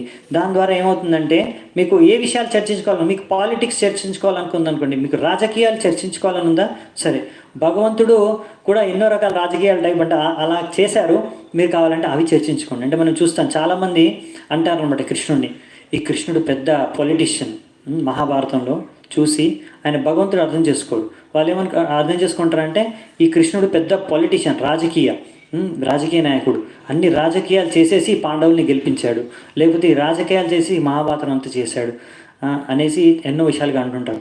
కానీ మనం అర్థం చేసుకోవాలి, భగవంతుడు అన్ని లీలలు అన్ని విధాలుగా ఎందుకు ప్రవర్తిస్తాడని మనం అలాంటి లీలలు చర్చించుకున్నప్పుడు చూద్దామంట. అలాంటి లీలలు ఇంకా వచ్చే అధ్యాయం నుంచే స్టార్ట్ అవబోతున్నాయి. అప్పుడు కృష్ణుడు ఇప్పుడు నారదుని, వ్యాసదేవ్ ఆయన భక్తుల గురించి చర్చించుకున్నాము, ఇప్పుడు నెక్స్ట్ కూడా భక్తుల గురించి చర్చించుకుంటాం. కానీ ఇక్కడ కృష్ణుడు డైరెక్ట్గా ఎంట్రీ అయిపోతాడు. సో అదే నెక్స్ట్ రేపటి నుంచి అధ్యాయము, అందులో చూద్దామంట మనం మెల్లిగా. సో ఇక్కడ అలా అంటున్నారు అన్నమాట. ఒకవేళ మీరు ఇలా భగవంతుడు ఇంకా ఆయన భక్తులతో అంటే గోపీస్తో లేకపోతే లక్ష్మితో ఇలా వాళ్ళ యొక్క ఎన్నో లీలలు చేశారు, ఆ లీలలన్నీ మీరు వినండి. మీకు అప్పుడు ఇలాంటి బయట విషయాల పట్ల ఆసక్తి అనేది వెళ్ళిపోతుంది అని మనకి ఇక్కడ ప్రభుపాదుల వారు చెప్తున్నారనమాట. నెక్స్ట్ ఇక్కడ చెప్తున్నారనమాట, దీని ద్వారా ఎప్పుడైతే చేస్తావో ఇలా యమాదిభిర్యోగ పఠై కామలోభాహతో ముకుంద సేవయా యద్వత్ తథా మద్ధాన సంయతి ఈ విధంగా మీరు ఎప్పుడైతే చేస్తారో ఈ యోగా, ఇంకేవో తపస్సు చెప్పాం కదా, యోగా ఇవన్నీ పద్ధతుల ద్వారా మనం భగవద్గీతలు కూడా చర్చించుకున్నాం నేను అనుకుంటా. ఇవన్నిటి ద్వారా కామము, లోపం అనేవి పూర్తిగా నశించవు. అవి ఏదో కొంచెం కంట్రోల్ అవుతాయంటే కొద్దిసేపటి వరకు. కానీ భక్తి ద్వారా ముకుంద సేవయా యద్వత్, ముకుంద సేవ, భగవంతుడి సేవ ద్వారా ఈ విధంగా ఇవన్నీ సమూలంగా వెళ్ళిపోతాయి అని ఇక్కడ చెప్తున్నారనమాట. అదే దానికి ఉదాహరణగా ప్రభుపాద వాళ్ళు అంటారు ఇక్కడ, విశ్వామిత్రముని ఆయన ఎంతో ఘోర తపస్సుని, కఠోర తపస్సుని చేశాడు వేలాది సంవత్సరాలు. కానీ మేనక వచ్చినప్పుడు ఆ యొక్క మేనక యొక్క ప్రలోభానికి ఆయన గురి అయ్యి ఆమెతో సంగం చేశాడు, అవునా? కానీ అదే హరిదాస్ ఠాకూర్, ఇది ఇంకోసారి కూడా వచ్చింది ఉదాహరణ మళ్ళీ ఇస్తున్నారు ప్రభుపాద వారు. హరిదాస్ ఠాకూర్ ఆయన ఎప్పుడు భగవంతుడి నామాన్ని జపించి శుద్ధనామం, శుద్ధ భక్తి చేసుకునేవాడు. అప్పుడు అక్కడ మాయా స్వయంగా ఒక సుందరమైన రూపం దాల్చి, మాయా రూపం దాల్చి వచ్చినా కానీ ఆయన మోహితుడు అవ్వకుండా ఆమెకు కూడా హరే కృష్ణ మహామంత్రాన్ని ప్రసాదించాడు. ఇదన్నమాట తేడా. అంటే మనం శుద్ధ భక్తి ద్వారా ఈ కామలోభాల నుంచి మనం బయటపడవచ్చు, దాని యొక్క ప్రభావాన్ని నుంచి. కానీ మీరు ఘోర తపస్సు చేసినా కానీ, ఈ విశ్వామిత్రుడు లాంటి ఆయన వేలది సంవత్సరాలు తపస్సు చేశాడండి. మనం అన్ని సంవత్సరాలు తపస్సు చేయలేము ఎలాగో, ఎందుకంటే మనకు అంత ఆయువు లేదు, అంత శక్తి సామర్థ్యం కూడా లేదు. కానీ ఒకవేళ అంత తపస్సు మీరు చేసినా కానీ లాభం లేదు అని విషయాన్ని మనం అర్థం చేసుకోవాలి. కనుక కలియుగ వాసులకైతే ఇంకా వేరే మార్గమే లేదండి, ఛాన్స్ కూడా లేదు ట్రై చేయడానికి. మనకు ఓన్లీ భక్తి మార్గం ఒకటే, ఇంకా వేరే మార్గంలో అస్సలు ఏమాత్రం ఉపయోగం కాదనమాట, ఉపయోగకరం కాదు మనకి. ఇప్పుడు ఇంకా ఫైనల్ కంక్లూజన్కి వచ్చేస్తున్నారనమాట మన నారదుని వారు వ్యాసదేవుడికి. ఇంకా ఆయన స్టోరీ అంతా చెప్పేశారు, ఆయనకున్న పూర్వజనం గురించి, ఎలా ఇప్పుడు నారదుని శరీరంకి వచ్చిందో ఇప్పుడు ఆయన చెప్తున్నాడు. సర్వం తదిదం ఆఖ్యాతం యత్ పృష్టోహం త్వయానగా జన్మ కర్మ రహస్యం మే భవతస్ చాత్మతోషణం. సో నువ్వు అడిగావు కనుక నేను అన్నీ నా యొక్క జన్మ రహస్యం అంతా నీకు చెప్పేశాను, నా కార్యాలన్నీ చెప్పేశాను నీకు. నువ్వు అనగా అంటే నీకు ఏ రకమైన పాపాలు, నువ్వు ఏ రకమైన పాపాలు చేయలేవు, నువ్వు పాపాల నుంచి ముక్తుడివి, అలాంటి జీవివి నువ్వు. కనుక ఇవన్నీ నీకు బాగా అర్థమవుతాయి, దీనివల్ల నీకు ఎంతో నువ్వు లాభం పొందుతావు, అందుకే నేను నీకు చెప్పాను అని వ్యాసదేవుడికి నారదుని చెప్పేశాడు. దీని తర్వాత సూత గోస్వామి ఏమంటున్నాడు చూద్దామంట. సూత ఉవాచ ఏవం సంభాష్య భగవాన్ నారదో వాసవీసుతం ఆమంత్రయా వీణం రణయన్ యయౌ యదృచ్ఛకో ముని. దాని తర్వాత నారదుని ఆయన వీణ వాయించుకుంటూ భగవంతుడి నామాల్ని జపించుకుంటూ అక్కడి నుంచి బయలుదేరిపోయాడు ఆయన ఇచ్ఛానుసారంగా. ఇది చాలా ఇంపార్టెంట్ అండి. యయౌ యదృచ్ఛికో ముని, ఆయన ఇష్టానుసారంగా ఎక్కడ కావాలంటే అక్కడ ప్రయాణించుకుంటూ వెళ్ళిపోయాడు. ఈ విషయాన్ని ప్రభుపాద వారు బాగా గుణగానం చేస్తారు. ఏమంటారంటే శుద్ధ భక్తులకి ఫ్రీడమ్ అన్నమాట, స్వతంత్రత. ఎక్కడంటే అక్కడ, అంటే ఇప్పుడు మన ఇక్కడ నారద ముని ఎక్కడంటే అక్కడ ప్రయాణించవచ్చు, ఆయన ఎవ్వరూ ఆపలేరు, ఆయన ఎవ్వరిని బంధించలేరు ఆయన్ని. సో ఈ నారదుని ఎక్కడంటే అక్కడ ఎందుకు వెళ్తాడు, వాళ్ళ ఒకే లక్ష్యం ఏంటంటే భగవంతుడు గుణరూపనామాలని చర్చించుకుంటూ, అంటే గానం చేసుకుంటూ ఎన్నో చోట్లకి వెళ్ళి ఎంతో మందిని ఉద్ధరిస్తారండి. మనం ఈ భాగవతంలో చదువుతామో మీకు చూస్తారు, ప్రతి దగ్గర నారదుని వచ్చేస్తారు. ధ్రువ మహారాజ్ కానీ, ప్రహ్లాద్ మహారాజ్ కానీ, ఎంతోమంది భక్తులని, ప్రచిని బర్హి కానీ, ప్రచేతాలు కానీ ఎంతోమందికి శిక్షణ, ఆయన వాళ్ళకి ఎన్నో శిక్షలు ప్రసాదిస్తారనమాట.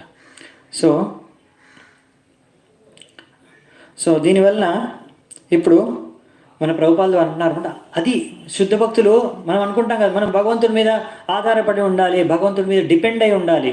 కానీ ఎవరైతే మనం అలా డిపెండ్ అయ్యే మనకి ఇండిపెండెన్స్ దొరుకుతుందనమాట. అర్థమవుతుందా? ఎలాగైతే ఇప్పుడు ఎవరైనా మీరు, ఇది చాలా సింపుల్ అండి అర్థం చేసుకోవడం. మీకు సింపుల్ ఎగ్జాంపుల్ ఇస్తున్నాను, ఒక్క నిమిషంలో చెప్తాను, 2 నిమిషాల్లో. ఒక తండ్రి ఉన్నాడు అనుకోండి, ఆయనకి 2 కుమారులు ఉన్నారనుకోండి. ఒక కుమారుడు ఏంటంటే ఎప్పుడు తండ్రి మాట లెక్క చేయడు, ఆయన ఇష్టం వచ్చినట్టు జులాయిగా తిరుగుతూ ఉంటాడు. ఎక్కడ పడితే ఎలా పడితే అట్లా తింటాడు, ఉంటాడు, ఖర్చు చేస్తాడు, డబ్బులు అన్ని వ్యసనాలకు బానిసడు.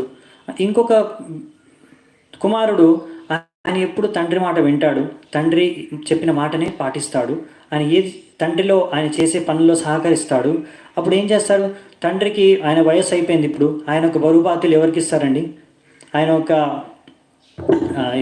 ఆయన యొక్క సంపత్తిని, దానికి కలిగిన అన్ని వివరాలని ఎవరికి చెప్తారండి? ఆ యొక్క స్వతంత్రత ఆయన యొక్క మొత్తం ఆ కార్యాన్ని నెరవేర్చడానికి ఎవరికి ఇస్తారండి? ఏ కుమారుడైతే బాధ్యతతో వ్యవహరిస్తున్నాడో, ఆయన మాటని గౌరవిస్తున్నాడో ఆయనకి కదా ఇచ్చేది. అంటే ఆ కుమారుడికి మొత్తం స్వతంత్రత దొరుకుతుంది. ఆయన ఏం కావాలంటే అది చేయొచ్చు. అంటే ఆయన ఎలాగో దాన్ని దుర్వినియోగం చేసుకోడు కాబట్టి ఆయనకు ఆ బాధ్యత అనేది, అంటే ఆ యొక్క ఫ్రీడమ్, ఆ స్వతంత్రత అనేది మనం ఎలాగైతే ఒక తండ్రి ఒక కుమారుడికి ఇస్తాడో అలాగే భగవంతుడు ఆయన శుద్ధ భక్తుడికి ఇచ్చేస్తారనమాట. అందుకే శుద్ధ భక్తులు భగవంతుడికి ఎంతో ప్రియం.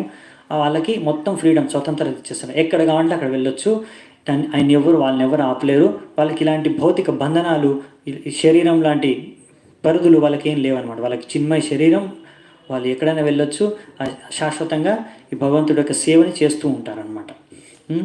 సో అందుకనే అసలైన ఫ్రీడమ్, అసలైన స్వతంత్రత అనేది మనకు భగవంతుడికి ఎప్పుడు మనం సంపూర్ణంగా డిపెండ్ అవుతామో భగవంతుడి మీద, అప్పుడు మనకి ఫుల్ ఇండిపెండెన్స్ దొరుకుతుంది. అంటే మొత్తం స్వతంత్రత మనకు దొరుకుతుంది, లభిస్తుంది. కానీ ఇప్పుడు ఇక్కడ ఉన్న కర్మీలు, ఎవరైతే బద్ధజీవులు, వాళ్ళు అనుకుంటారు నేను భగవంతుడి మాట చెప్పిన మాట నేను ఎందుకు వినాలి, నేను వినను, నాకు ఇష్టం వచ్చినట్టు నేను చేస్తాను. అప్పుడు వాళ్ళు యాక్చువల్గా వాళ్ళు ఇష్టం వచ్చినట్టు చేయాలనుకుంటారు, వాళ్ళకి ఇష్టం వచ్చినట్టు ప్రవర్తించాలనుకుంటారు, కానీ ప్రవర్తించలేరు. ఇప్పుడు ఉందనుకోండి, ఇప్పుడు ఎంతోమంది ఎక్కడెక్కడో తిరగాలనుకున్నా తిరగలేరు, అవునా? వాళ్ళ ఇంట్లోనే కూర్చోవాలి, లాక్డౌన్ కాబట్టి. సో ఇలా వాళ్ళకి ఎవరైనా బంధించవచ్చు వాళ్ళని, కానీ శుద్ధ భక్తుల్ని ఎవరు బంధించలేరు. సో ఇక్కడ మనకి ఎవరు క్వశ్చన్ అడుగుతున్నట్టున్నారు, ఏ స్టేజ్లో నేను ఎక్కడ ఉన్నానో తెలుసుకోవాలనేసి. అవి ఇంకా స్టేజెస్ గురించి మనకి భక్తి రసామృతంలో కొంచెం చెప్తారండి. ఇంకో మాధుర్య కథమిని అని ఇంకో పుస్తకం ఉంది, విశ్వనాథ్ చక్రవర్తి ఠాకూర్ రాశారు, అందులో కూడా ఎక్స్ప్లెయిన్ చేస్తారు. అయినా మనం ఇప్పుడు అందరం చాలా మటుకు తెలియదు ఎవరు ఎక్కడ స్టేజ్లో ఉన్నారనేది. నాకు మీ అందరూ ఎవరో నాకు తెలియదు కదా, అంత పరిచయం పర్సనల్గా నాకు తెలియదు కాబట్టి నేను చెప్పలేను. ఇంకోటి ఏంటంటే మనం అందరం కూడా ఇప్పుడు సాధకులం అండి, ఇంకా భక్తి చేస్తున్నాము. భావ అనే స్టేజ్ చాలా హై స్టేజ్. ఆ సమయానికి మనము అంటే మనకి చెప్పాం కదా, భగవంతుడి పట్ల ఎంతో ఆసక్తి అనేది ఉంటుంది, భౌతిక బంధనాల పట్ల ఏ ఆసక్తి ఉండదు. ఈ విధంగా మనం అర్థం చేసుకోవచ్చు. మనకు భగవంతుడి పట్ల శ్రద్ధ, ఆసక్తి ఇవన్నీ పెరుగుతున్నాయంటే మనం భక్తి పథంలో ముందుకెళ్తున్నామని. కానీ ఇంకా మన లోపల మనం చూసుకోవచ్చండి. జస్ట్ ఇంకా మన కామవాసన ఉంది, ఏదో భోగించాలి, భౌతిక ప్రపంచంలో ఇంకా ఆనందాన్ని సాధించాలి, ఏదో ఒకటి లభించాలి భౌతిక ప్రపంచం నుంచి అనే ఆలోచనలు ఉంటే మాత్రం ఇంకా మనము శుద్ధం కావాలి అనే విషయాన్ని ప్రార్థన చేసుకో. ఒకవేళ మన హృదయంలో ఇంకా అనర్థాలు ఉన్నాయనుకోండి, భావ స్టేజ్లో అనర్థాలు ఆల్మోస్ట్ 0, అంటే 99% వెళ్ళిపోతాయండి, ఒక 1% ఉంటాయి. అవి ఎప్పుడు డిస్టర్బ్ చేయవాళ్ళని. అలా ఉన్నాయంటే ఉన్నాయి, అంతేగాని ఒక మచ్చలాగా, కానీ అవి వాళ్ళని డిస్టర్బ్ చేయవన్నమాట. చాలా రేర్ అవి డిస్టర్బ్ చేయడం అనేది. కానీ మనకేంటంటే మనం ఎక్కువ ఉన్నాయి కదా అనర్థాలు, వెంటనే మనం డిస్టర్బ్ అయిపోతుంటాం అనర్థాల ద్వారా, అదనమాట. సో అలా మనల్ని చూసుకొని మనం అర్థం చేసుకోవాలంతే. ఇంకా మనం చదువుతూ ఉంటే భాగవతం కానీ, గీత కానీ, భక్తి రసామృతం ఇలాంటి స్క్రిప్చర్స్ ద్వారా మనం మెల్లిమెల్లిగా మనం అర్థం చేసుకోవచ్చు. సో ఇక్కడ మనకి ఇది చెప్తున్నారు అన్నమాట ప్రభుపాదుల వారు, ఎలా శుద్ధ భక్తులు స్వతంత్రులు అని. ఇంకా లాస్ట్ శ్లోకంతో మనం ఎండ్ చేద్దాం ఈరోజు కథని. అహో దేవర్షిర్ధన్యోయం యత్కీర్తిం సారంగదన్వనః గాయన్మాధ్యన్నిదం తంత్ర్య రమయత్యాతురం జగత్. సో ఇలా భగవంతుడి నామాల్ని కీర్తన చేసుకుంటూ, గుణాల్ని కీర్తన చేసుకుంటూ నారదముని ప్రయాణిస్తూ ఉంటాడు. ఇలా ఆయన స్వయంగా అనుభవిస్తాడు ఆనందాన్ని. ఆ ఆనందాన్ని ఇంకొకరికి పంచుతూ ప్రయాణిస్తూ ఉంటాడు. ఈ ఆనందాన్ని పంచడం ద్వారా ఎంతో దుఃఖంలో మునిగి ఉన్న బద్ధజీవులు కూడా కొంచెం ఆనందాన్ని వాళ్ళు ఆస్వాదించగలుగుతారు అన్నారు అనమాట. సో ఇలా అనమాట. అంటే ఈ విధంగా ఎందుకు శుద్ధ భక్తులు ఎప్పుడు భగవంతుడి నామాల్ని, గుణాలని చర్చించుకుంటారంటే దాని ద్వారా వాళ్ళకి ఆనందం లభిస్తుంది. దాని ద్వారా అలా విన్న వాళ్ళకి కూడా, బద్ధజీవులకు కూడా ఆనందం అనేది కలుగుతుంది. సో అలా అసలైన శ్రేయోభిలాషులు అంటే భగవంతుడి యొక్క శుద్ధ భక్తులు అనమాట. అది మనం ఈరోజు అర్థం చేసుకున్నాము. సో ఇక్కడితో మన యొక్క చర్చని ఈరోజు మనము నిలిపివేద్దామంట. మీ అందరికీ ఎంతో ఓపికగా విన్నందుకు చాలా చాలా ధన్యవాదాలు. నాకు ఈ అవకాశాన్ని ప్రదర్శించినందుకు చాలా ధన్యవాదాలు. భగవంతుడి నామాల్ని, భగవంతుడి యొక్క లీలల్ని, భగవంతుడి యొక్క విషయాన్ని చర్చించుకోవడానికి. సో హరే కృష్ణ. శీల ప్రభుపాద్ కీ జై, శ్రీమద్ భాగవతం కీ జై, సమవేత గౌర భక్త వృంద కీ జై, నితాయ్ గౌర సీతనాథ్ ప్రేమానందే. హరి హరి బోల్.